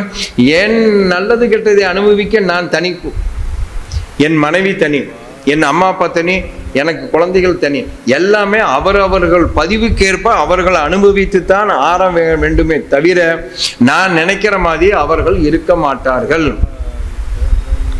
சார், இப்ப நம்ம என்ன நினைக்கிறோம்னா, ஒரு குழந்தைய கொண்டு போய் ஸ்கூல்ல சேர்த்துறீங்க. நான் வெகு பேர்த்த நான் கிராமத்துல பார்த்துட்டேன். அந்த வீட்டுக்காரம்மா அங்க கொண்டு போய் சேர்த்திருக்காங்க, நானும் அங்க கொண்டு போய் சேர்த்தணும். உன்னுடைய வரும்படி என்ன, ஏன் பட்ஜெட் என்ன, ஏன் நிதி நிலைமை என்ன? அவங்க 1 லட்ச ரூபா சம்பாதிக்கிறாங்க, கொண்டு போய் 50,000 ரூபா கூட மாசம் ஃபீஸ்ன்னு கொடுக்கலாம். என்னால கொடுக்க முடியுமா? திதி கொடுத்து அழிஞ்ச குடும்பம் வெகு குடும்பம்னு மகரிஷி சொல்லி இருக்கிறார். நீ எதுக்கு திதி கொடுக்குற? திதி கொடுத்த சொர்க்கத்துக்கு போயிடுவார் ஆன்மா. நீ என்ன புரோக்கரா கடவுளுக்கு? அப்ப வந்து தெளிவா சொல்ற, செய்யத்தக்க அல்ல செய்ய கெடும், செய்யத்தக்க செய்யாமையாலும் கெடும். அப்ப அந்த அறிவை நான் உணரணுமா வேண்டாமா? அப்ப எதை செய்வது, எது நல்லதுன்னு கொஞ்சமாவது புத்திசாலித்தனத்தை நான் உபயோகிக்க வேண்டும். இதுக்கு தான் கோயில்ல வழிபாடுன்னு வச்சாங்க. ஆனா வழிபாடு இப்ப என்ன ஆயிடுச்சுன்னா, கடவுளை புரோக்கரா மாத்தி விட்டாங்க. ஒரு காலத்துல கடவுள் எல்லாம் வேண்டணும். என்ன வேண்டியிருப்பீங்க? நான் நல்லா இருக்கணும், குடும்பம் நல்லா, அப்படித்தானே வேண்டியிருப்பீங்க. இப்ப என்ன தெரியுமா வேண்டியிருக்கிறேன்? எங்க ஊர் பக்கத்துல எல்லாம் எழுதி துண்டு துண்டா கட்டி இருக்கிறாங்க பக்கத்துல. நான் என்ன பண்ணேன், என்னடா இத்தனை தொங்குதே, என்னதான் அவனுங்க வேணும்? ஒரு சீட்டை பிரிச்சு படிச்சா எனக்கு ஹார்ட் அட்டாக். பங்காளி பங்களா கட்டுறேன், பைத்தியம் பிடிச்சாலைன்னா உனக்கு 2 கோழி கொண்டாந்து கொத்துறேன். கோழியை கொண்டாந்து கொத்துறான். அவன் பங்காளி பங்களா கட்டுறானா, அவன் பைத்தியம் பிடிச்சி அலையணுமா? சாமிக்கு 2 கோழி. இப்ப நான் ஒரு பேட்டை ரவுடியா கடவுள்? இப்ப நீ கடவுளை என்ன இப்ப பேட்டை ரவுடியா மாத்தி விட்டாங்க. இப்ப நீ கடவுளா கூட மதிக்கலையே. நம்ம செவனேன் போன அதுல ஒருத்தன் வேண்டேன், மாவனை 60 மார்க் வரலைன்னா உன்னை வந்து அப்புறம் கவனிச்சுக்கிறேன்.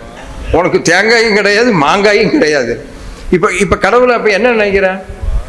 அவரை நான் பேப்பரா திருத்து, பரிச்சு பேப்பர் அவரா திருத்துறாரு. எனக்கு உடம்பு சரியில்லை, உடனே சரி பண்ணு, உனக்கு இதை நான் முடிய கொடுக்குறேன், அதை கொடுக்குறேன், இதை கொடுக்க. அவர் என்ன கிளினிக்கா வச்சு நடத்திக்கிட்டு இருக்கிறார். நான் தெரியாம தான் கேட்குறேன். நான் சொல்லலைங்க, இதெல்லாம் என்னை திட்டாதீங்க. அர்ஜுனன் சொல்றாரு பகவத்கீதையில, அர்ஜுனா, என்னிடம் வருபவர்கள் தன்னுடைய ஆசை நிறைவேற வேண்டும் என்ற எண்ணத்துடனும் தன் துன்பங்கள் குறைய வேண்டும் என்ற எண்ணத்துடனும் தான் வருகிறார்களே தவிர ஒருவர் கூட நான் யார் என்று உணர வரவில்லை. பகவத்கீதையில அர்ஜுனிட்ட சொல்றார் கிருஷ்ணர். அவரே ஆதங்கப்பட்டு தான் போய் சொல்றார். ஒருத்தனாவது நான் யாருன்னு அறிவதற்கே மனசு இல்லை. இப்ப எல்லாரும் கோயிலுக்கு என்ன துன்பம் குறையணும், ஆசை நிறைவே. அதுல இந்த திருப்பதிக்கு நான் ஃபர்ஸ்ட் டைம் போயிருந்தேங்க. அதுல தமிழ் கல்வெட்டு இருக்குது, இப்போ படிச்சு பாருங்க. அந்த தமிழ் கல்வெட்டு புரியுது. எங்க ஆபீஸ்ல ஒருத்தன் சொன்னா நம்ம படிச்சுட்டு இருந்தோம். அதுல ஒருத்தர் எடுத்துருக்கேன், ஒரு பெண் பேரை போட்டு ஐ லவ் யூன்னு எழுதிட்டான். இந்த சிசிடிவி கேமராலாம் அப்போ இல்லையாட்டுக்குது. அவன் என்ன ஒரு பேரை போட்டேன்னா, அந்த இன்னும் ஒரு பேர் நல்ல பேர் போட்டிருந்தேன், எக்ஸ்ன்னு வச்சுக்கங்க, இவன் எழுதியிருக்கிறான் அப்படின்னு போட்டு பைன்னு போட்டு இவன் பேர் அன்பழகன்னு எழுதியிருக்கிறான். டே அதை போய் அவகிட்ட சொல்லு, இல்லைன்னா உள்ளார போய் பெருமாள்கிட்ட சொல்லு, அவராது ஏதோ ஏற்பாடு பண்ணுவார். கல்லுவெட்டில் போய் கிறுக்கிறானா அவன் எவ்வளோ பெரிய பைத்தியக்காரத்தனமாக இருப்பான். ஏன்னா கல்லுவெட்டு அதாங்க திருப்பதியில் வச்சிருக்கிறாங்க, கொட்டை எழுத்துல எழுதி வச்சிருக்கிறாங்க. அதெல்லாம் அவனை தண்டிக்க, இதெல்லாம் சமுதாய சீரழிவு. இறைவனை வழிபடுங்கிற எண்ணமே இல்லாமல் போச்சு. அப்போ கோயில் சர்ச்சு மசூதி எது கட்டியிருக்கிறாங்க சார்? எல்லை உடையது கடவுளா, எல்லை அற்றது கடவுளா?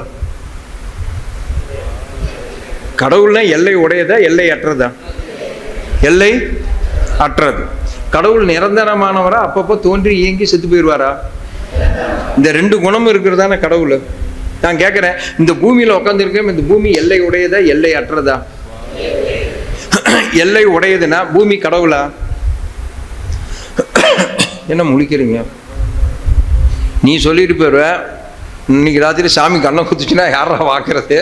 நீ உளறிட்டு போய் நான் கேட்குற கேள்வி, நீங்கள் தானே சொன்னீங்க எல்லை அற்றது கடவுள், நிரந்தரமானது கடவுள்னு. பூமியின் எல்லை உடையதா, எல்லை அற்றதா? எல்லை உடையது. பூமி நிரந்தரமானதா, தோன்றி எங்கே அழியக்கூடியதா? அப்போ கடவுளா பூமி? கடவுள் பூமியே இல்லைன்னா நான் கட்டியிருக்கிற கோயில் சர்ச்சு மசூதி கடவுளா? அப்புறம் எதுக்கு அதை கட்டுனாங்க? இறைவன் என்பது என்னன்னு சொல்லித்தர அனாட்டமிக் கிளாஸ் தான் கோயிலே தவிர நீ வேண்டி உன் ஆசையை தீர்த்துக்கிற இடம் அல்ல. உள்ளர போய் பாருங்க, அர்த்த மண்டபம், சோபனா மண்டபம், மகா மண்டபம், தியான மண்டபம்னு இருக்கணும். அதில் பழமொழி சொல்லிட்டாங்க, கோயிலுக்கு போனால் வரக்கூடாது, 10 நிமிஷம் உட்காருன்னு. நான் கேட்டேன், எதுக்குங்க உட்கார சொல்கிறீங்கன்னு கேட்டதுக்கு, நம்ம உடைச்ச தேங்காயை சாப்பிட்டுட்டு தான் வெளியில் போகணும். ஏங்க அது இது தேங்காய் திங்கிறதுக்காக போய் 10 நிமிஷம் உட்காருனானுங்க. கேவலமாக போயிடுச்சு ஆன்மீகங்கிறதே. ரொம்ப அதில் வேற நான் அனுபவத்தை சொல்கிறேங்க. பழனிக்கு 22 பேர் வேனில் போயிருந்தோம். 50 ரூபா டிக்கெட் ஸ்பெஷல் தரிசனம் போட்டு 100 ரூபா டிக்கெட்டு சீக்கிரம் போயிடலான்னு போட்டிருந்தேன். நாங்கள் உடனடியாக போகணும். சரி, தலைக்கு 22 தான், 100 2200 நான் எடுத்துகிட்டு இருக்கிறேன். ஒருத்தன் பின்னால் முதுவை சொரிஞ்சான். பார்த்தா குருக்கள் எத்தனை பேருங்க? 22 பேர். 500 ரூபாய் வெட்டுங்கன்னு. எதுக்கேன்னு? கொடுங்க சார், படித்தால் மாதிரி இருக்கிறீங்க அப்படின்னு. எதுக்குன்னு சொல்லியானே, நீங்கள் கொடுங்க நான் சொல்கிறேன்னு. சரி, இவனுக்கு 500 ரூபா கொடுத்தேன். நீங்கள் இப்படி வாங்கல்ல, 22 பேர் இந்த சைடு வாங்க, ஏய் அப்படின்ட்டான். அவன் அங்கேருந்து உள்ளார ஏய் அப்படின்ட்டான். எங்க இன்னும் அந்த சிலையை திருடி என் கையில் கொடுக்காத குறைதானே தவிர, இன்னும் ஒரு 2000 ரூபா சேர்த்து கொடுத்துருந்தேன்னா திரை சிலை போட்டு நீங்கள் சிலையை வேணா வீட்டுக்கு எடுத்துகிட்டு போ. ஏங்க அதுக்கு 1000 சிலைக்கு இப்போ கேஸ் நடக்குது, தெரியுமா தெரியாதா? தனி புலனாய்வு துறை போட்டு கேஸ் நடக்குதுங்க தமிழ்நாட்டில். நான் அதனால தான் இனிமேல் கோயிலுக்கு போனால் அந்த சாமியை கேட்பேன், நீ ஒரிஜினலாக டூப்ளிகேட்டா? 1000 சிலையவே காலாக்கிறியா? நான் உன்னை நம்பலாமா வேண்டாமா? அது இப்போ நான் கேட்குற கேள்வி, கோயில் சர்ச்சு மசூதி கட்டினாங்களே எதற்கு? அழியக்கூடியதா, நிரந்தரமாக இருக்கக்கூடியதா? அப்போ அதில் நம்ம எதுக்காக போகணும்? அந்த அறிவுனா என்ன, எதற்கு தியரி கொடுத்தாங்க, அது ஏன் உருவத்தை அப்படி வச்சாங்க? இந்த அறிவு நமக்கு வேணுமா வேண்டாமா? அப்போ இறைவனா என்ன, அந்த அறிவை உணர்வதற்காக உருவத்தை கொடுத்தாங்க. சிவம்னா என்ன? பூரணம், பேரறிவு, வற்றாய் இருப்பு. படிச்சிருக்கணுமா இல்லையா? அப்ப பூரணம் அப்படின்னா என்ன அர்த்தம்? சிவத்துக்குள்ளார எல்லாம் அடக்கம். இன்னும் சொல்ல போனா கடவுள் என்பது மூலப்பொருள், தோற்ற பொருள் அனைத்தும் அதிலிருந்து வந்த உருவாக்கப்பட்டது தான். அப்ப கடவுள் தான் மூலம்னா அந்த மூலத்தை உணரணுமா வேண்டாமா? ஃப்ரம் த ஆரிஜின் யார் நமக்கெல்லாம்? என்னுள் உயிராக அறிவாக இருப்பது தெய்வம், நான் இறைவன் சொன்னீங்களா இல்லையா கொஞ்ச நேரத்துக்கு முன்னால? அப்ப தெய்வம் எங்க இருக்கிறாரு? எங்க இருக்கிறாருங்க? எல்லாம் இல்லைங்க. திருப்பி இது இறைவன் நான் யாருங்கிறதுக்கு அப்புறம் இறைவன் யாருன்னு கதை எடுக்கக்கூடாது, அதுக்கெல்லாம் சேர்த்து டைம் ஓடிடும். இப்ப இறைவன்னா என்ன? பாட்டு பாடுறாங்களா இல்லையா? அங்கும் இங்கும் நாதன் எங்கும் பிரகாசமாய் ஆனந்த பூர்த்தியாகி அவர் அருளோடு நிறைந்ததொரு தன்னருள் வெளிக்குள்ளே அகில அண்ட கோடிகள் எல்லாம் தங்கும்படி இச்சை ஆசை வைத்தார் சொல்றாரு இல்லையா தாய்மானவர்? அவர் இறைவனுக்கு என்ன டெஃபினிஷன்? அங்கும் இங்கும் நாதன். அங்கே யாரு, இங்கே யாரு? எங்கும் பிரகாசமாய். அப்ப எல்லா இடத்துலயும் அவருதான் நிறைந்து இருக்கிறார், இறைந்து இருக்கிறார். இறைந்து கிடப்பவனே இறைவன். இப்போ அவர் சொன்னதில் ஏதாவது தப்பு சொன்னாரா? சரி, இப்போ நீங்கள் திருக்குறளில் 10 பாட்டுக்கு ஒரு தலைப்பு எழுதியிருக்காங்களா இல்லையா?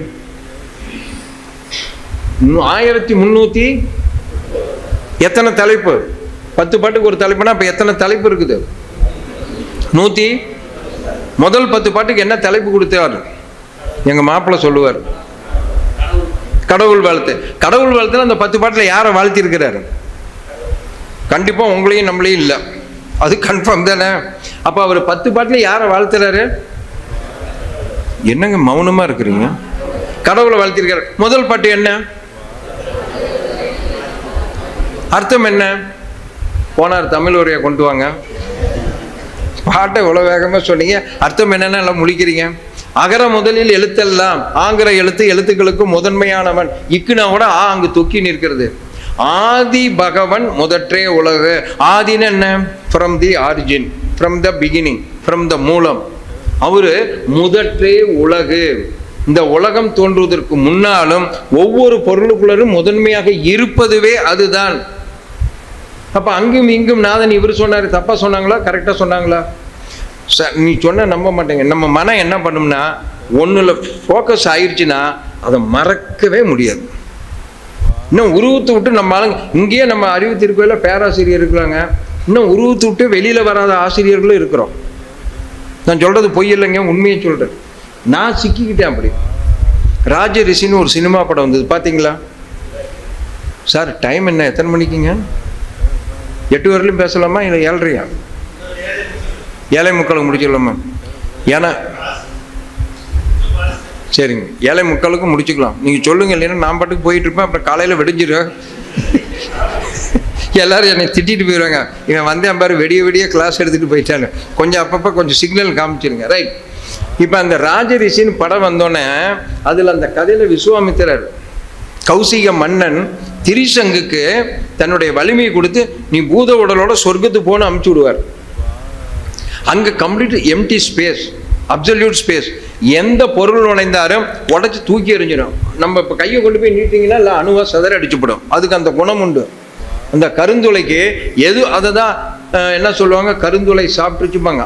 அதுக்கு தான் அந்த காலத்தில் கதை, ஊன் உடலுடன் அங்கு செல்ல முடியாது, இந்த உடலோட நீங்கள் அங்கே போக முடியாது. அப்போ அந்த கதைக்கு அவர் திரிசங்கு என்ன சொல்கிறேன் கேட்குறேன், யாரு? கௌசிக மன்னன்ட்ட கேட்குறேன், விஸ்வாமித்திர, நான் இந்த உடலோடு சொர்க்கம் போக வேண்டும், கிராண்டட் பர்மிஷன் போ, நான் என் தவ வலிமையை அவனுக்கு கொடுக்குறேன்னு சொல்லி அமுச்சு விடுவார். அங்கே போனால் எட்டி உதச்சிடுவாங்க. நீ எங்கட பூத உடலோட கீழே படணும்னா அவன் கீழே வந்து விஸ்வாமித்திரரை கத்திக்கிட்டு வந்தோன்னா நில் அப்படிம்பார். உனக்கு அந்த சொர்க்கம் மாதிரி நான் ஒரு சொர்க்கத்தையே படைத்து தருகிறேன்னு சொல்லி திரிசங்குக்கு சொர்க்கம் படைச்சதா புராண கதை. ஆனால் அதில் என்ன உண்மை இருக்குது? இந்த உடலுடன் யாரும் அங்கு செல்ல முடியாது. செல்ல வேண்டும் என்றால் உங்கள் மனம் அறிவாக மாறிவிட்டால் அந்த நிலைமைக்கு எல்லோரும் போகலாம். 6வது அறிவு மட்டும்தான் போக முடியும். இதுதான் உண்மை. அந்த கதையில என்னாச்சு, அவனுக்கு திரிசங்கு சொர்க்கம் கொடுத்தோன்னா இவரு என்ன, விஸ்வாமித்திரர் கூனி குறுகி கிழவனாட்டம் போயிடுவார். தான் தவமொழி மேலே இழந்துட்டார். உடனே அம்பாளை நினைச்சு தவம் பண்ணுவார். உடனே அம்பாள் வருவாங்க. காஞ்சிபுரத்தில் இருக்க ஏகநாத சுவாமி கோயிலில் யாருமே இன்னும் விளக்கேற்றல. முடிஞ்ச நீ விளக்கேற்று, நான் ஐயனை கூட்டி விட்டு அங்கு வந்து விடுகிறேன், இல்லை என்றால் அவரிடம் சொல்லி நான் அனுப்புகிறேன், கிராண்டட் அப்படின்ட்டாங்க. உடனே இவர் கௌசிக மன்னன் போய் பார்ப்பார். பூதகணங்கள்லாம் தேக்க. உடனே ஒரு பாட்டு அந்த ராஜரிஷி படத்தில் நடக்கும். பாட்டு பாடினோடனே பூதகணங்கள் விடாது. கடைசியில் என்ன பண்ணுவார்னா, இந்த தவ ஒளிமெல்லாம் உடம்பையே திரியா வச்சு எரிய விட்டுருவார். உடம்பே எரியுது நெருப்பு மாதிரி. உடனே விளக்கு மேலே ஏறி உக்காந்து அப்ப சொன்ன மந்திரம் தான் காயத்ரி மந்திரம். அந்த மந்திரத்துக்கு பேர் தான் காயத்ரி மந்திரம். தன் உடலையே தேகத்தையே திரியாக மாற்றி எரிய விட்டார். உடனே என்ன, அந்த சினிமா படத்தில் சிவலிங்கம் 2 டம்முன்னு உடையும், சிவன் வந்துடுவார். பக்தா உனக்கு என்ன வர வேண்டும் கேள். நான் என்ன பண்ணேன், அப்போ இந்த டேப் ரிகார்டில் பதிவு பண்ணி ஒரு 100 தடவை பார்த்துட்டேன். அன்னியிலேருந்து இன்னைக்கு வரலையும் சிவனுக்கு முன்னால் போனால் எங்கேயாவது உடஞ்சி நமக்கு வந்து சரி பக்தா உனக்கு என்ன வர வேண்டும் கேளுன்னு இது வரலையும் எனக்கு உடையில. உங்களுக்கு ஏதாவது உடஞ்சி வந்துருக்குதா? யாருக்காவது உடஞ்சிருக்குதா? ஆனால் என் மனசு எதை நம்பிக்கிச்சு, அவன் சினிமாவில் கட்டினது போய் நான் நம்பிக்கை வச்சுட்டேன். என் மனசு அதில் லயமாயிடுச்சு. இதுலேருந்து என்னால் வெளியில் வர முடியல. எண்ணத்தின் வலிமை கருமையத்தில் போய் பதிவாயிருச்சு. நம்ம அதிலிருந்து என்னைக்கு நீங்க வெளியில வருகிறீர்களோ அப்பதான் அந்த அறிவை உணர முடியும். அவன் அருளால் அவன் தாழ் வணங்கி, அவன் அருள் இல்லாம அந்த பிரிமிசஸ்குள்ள நீங்களே நுழைய முடியாது. கிராண்டட் பர்மிஷன் அங்கிருந்து வரணும். அப்ப என்ன பண்ணும், குவாலிஃபிகேஷனை கொஞ்சம் ரைஸ் பண்ணணும். என்னுடைய குவாலிஃபிகேஷனை ரைஸ் பண்ண அதுதான் சொல்றேன், ஒழுக்கம், கடமை, ஈகை, தவம், தற்சோதனை கரெக்டா செய்யணும். சார் வேர்ல்டு லெவலில் ஒரு சென்சஸ் எடுத்தாங்க, அதுக்கு ஒரு டாக்குமெண்ட்ரி ஸ்டோரியே வந்திருக்குது. மனிதனுக்கு எல்லாம் என்ன அவசிய தேவை எட்ரா சென்சஸ்ன்னு எல்லா நாட்டிலையும் போய் ரிசர்ச் பண்ணாங்க. எல்லாரும் சொன்னது மகிழ்ச்சியா இருக்கணும், துன்பம் இல்லாமல் இருக்கணும், இவ்வளவுதான். எல்லாரும் சொன்னது இந்த ஒரு வாரத்துக்குள்ளார அடக்கமாயிடுச்சு. நான் மகிழ்ச்சியா வாழணும், துன்பம் வரக்கூடாது. ரைட், அதுக்கு என்ன வழி ஆரம்பிச்சுட்டு போடுங்கடா, இது என்னென்ன வழி தான் சொல்றான்னு கேளுங்கடான்னு சொல்லி திருப்பி ரிசர்ச் பண்ணாங்க. நான் சொன்ன நம்ப மாட்டேங்க, பணம் 10% மனதின் திருப்தியை மட்டும்தான் கொடுக்கிறது. நம்மளாம் 100% பணம் தான் கொடுக்குதுன்னு போய் லயமாயிட்டோம். உலகம் வேர்ல்டு டாக்குமெண்ட்ரியிலேயே எல்லா சயின்டிஸ்டும் அதை ஒத்துக்கிறாங்க. பணம் என்பது உன் வாழ்க்கையில் 10% தான் உனக்கு அது நிம்மதியை கொடுக்கும். உடம்பு ஆரோக்கியமே ஒரு 30% மார்க்கை கொடுக்குதுங்கிற. உடம்பு என்னவா இருக்குன்னா ஆரோக்கியமா இருக்கணும். நல்ல நண்பர்கள் இடத்தில் போய் உட்கார்ந்துட்டா அதுக்கு ஒரு 30 மார்க் கிடைக்குதுங்கிற. நல்ல நண்பர்களை போய் நீ பிடிச்சி கேட்ச் பண்ணிக்கணும். உணவு முறைகள், அன்றாட பழக்கங்களை ஒழுங்கு பண்ணி கொண்டால் அதுக்கு ஒரு 20 மார்க் கொடுக்குறேன். கிட்டத்தட்ட 100 மார்க்கில் நம்ம எத்தனை மார்க் இருக்குன்னு நீங்க தான் குறிக்கணும். ஆனா நம்ம என்ன பண்ணிவிட்டோம், பணம் ஒன்று போதும் 100 பங்கம். பணம் பைத்தியக்காரனுக்கு தான் தேவைப்படுமே ஒழிஞ்சு ஒரு ஞானிகளுக்கு தேவைப்படாது. நம்ம எல்லாம் பணம் வேணும், சம்பாதிக்கணும், இவ்வளோ வேணும், அவ்வளோ வேணும், அவ்வளோ வேணும்.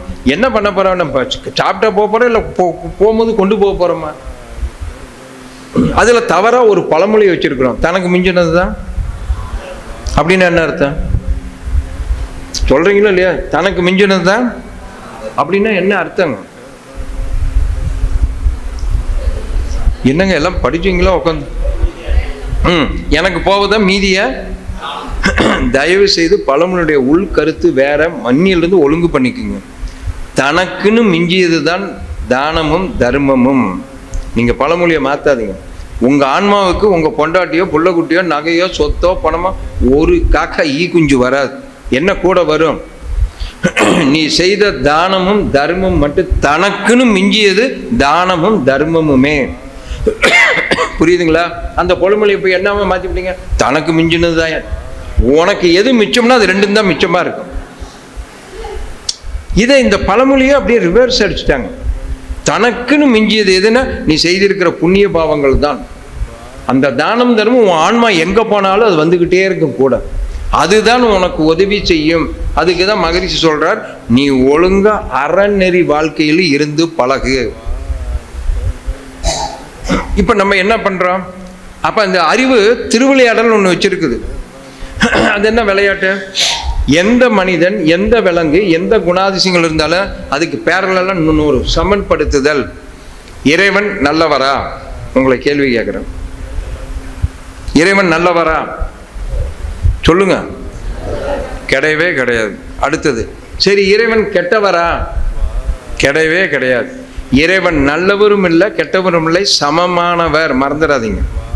செஞ்சதுக்கு தண்டனை தான் கொடுப்பார தவிர புண்ணியம் பண்ணினா புண்ணியம் வரும், பாவம் பண்ணா பாவம் வரும். அவரு உங்களுக்காக உடனே நீ இந்த புண்ணியம் பண்ணியிருக்க, நீ அதில் நம்ம பைத்தியக்காரத்தனம். உனக்கு ஜாதகத்தில் இந்த குறை இருக்குது, அங்கே போய் சார் நான் ஒரு கொலை பண்ணுறேன் வா சொல்லி எந்த குளத்துல வேணாலும் நீராடலாம். இப்போ அப்படி போயிடுச்சு, கொலை பண்ணிட்டியா அங்கே போய் நீராடிட்டு வா. ஒரு பாவம் திருடிட்டியா, நீங்கள் போய் 2 அர்ச்சனை பண்ணிக்கு. நீ முளை மாதிரித்தனம் பண்ணிட்டியா, உன் வீட்டில் பூஜை பண்ணிக்கு. இதை நான் கடவுள் வியாபார பொருளா? அவர் என்ன வணிக வியாபாரமாக வச்சு நடத்திட்டு இருக்கிறாரு?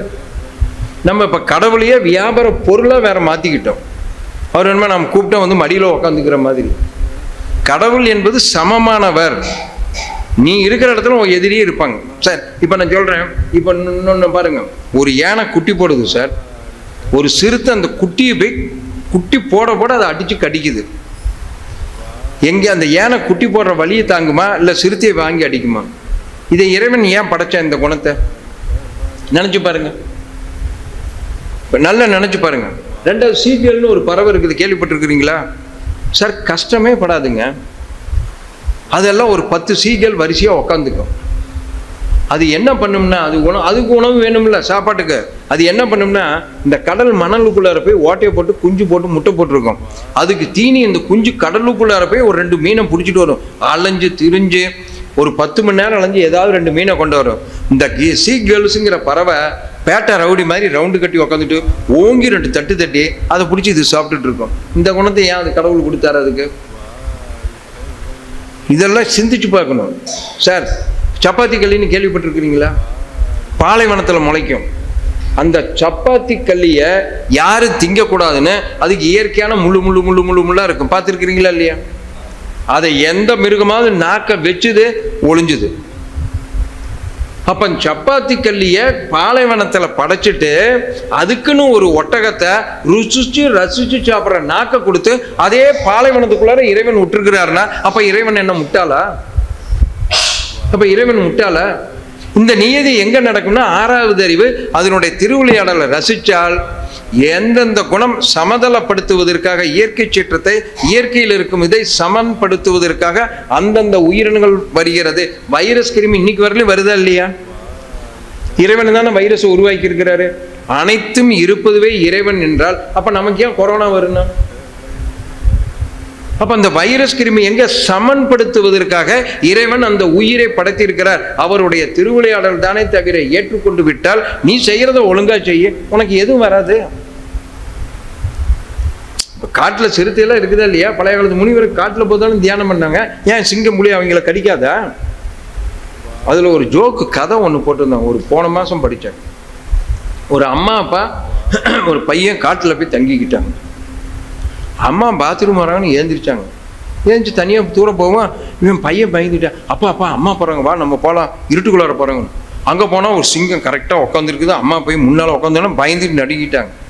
அப்பா நீங்கள் போய் ஏதாவது செய்யுங்கப்பா, அம்மாவை தின்னுபிட போதுங்கிறேன். டே, சிங்கத்துக்கு நல்ல புத்தி உண்டுரா, அது தப்பிச்சுக்க எப்படியாவது, நீ கவலைப்படாமல் இரு, அது தப்பிச்சுக்க, அது காட்டுக்கே ராஜாடா, நீ உங்கள் அம்மாவை பார்த்து அது ஒன்றும் பண்ணாது, உங்கள் அம்மா நான் தான் பயப்படுவேன் தவிர அது பயப்படாது, நீ கவலைப்படாதான்னு அவன் அப்போ ஆறுதல் கொடுக்க. அவங்க அம்மா எப்படி இருப்பாங்கன்னு நினச்சி பாருங்க. இந்த மாதிரி முரட்டு வைராக்கியம்ல இருக்கிறாங்கன்னா ஏன் இருக்கிறாங்க? கடவுள் ஏன் அந்த படைப்பை படைக்கணும்?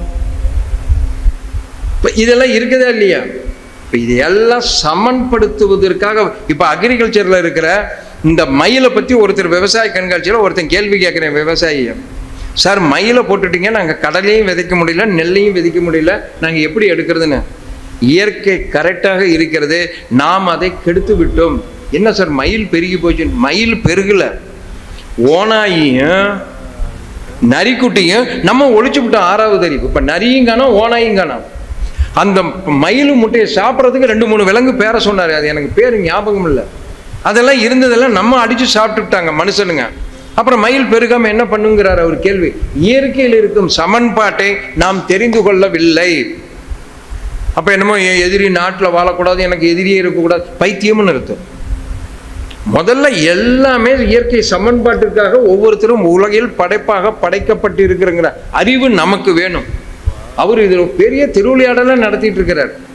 இருப்பதெல்லாம் இறைவனை தவிர வேற ஒன்றும் இல்லைங்கிற அறிவு நமக்கு முதல்ல வேணும். அப்ப இந்த விளையாட்டுல எது சார்? விளையாட்டுன்னா என்னங்க? இப்ப கிரிக்கெட் விளையாட்டுங்கிறாங்க இல்லையா?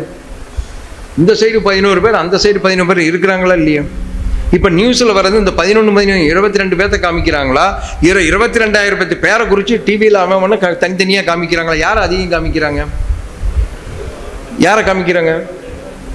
நம் வாழ்க்கையில் இது ஒரு பிளே கிரவுண்டு நினைச்சுக்கிட்டு இந்த வாழ்க்கையை நீ விளையாட ஆரம்பித்து விட்டால் உனக்கு வாழ்க்கை என்பது தூசா போயிடும்.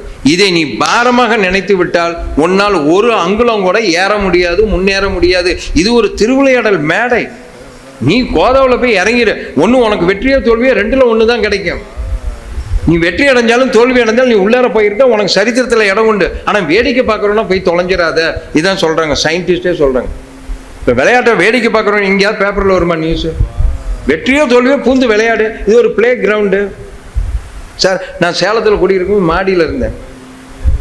கீழே இறங்கி ஆஃபீஸ் போகிறதுக்கோசரம் டிஃபன் கேரியர் கீழே வந்தேன்.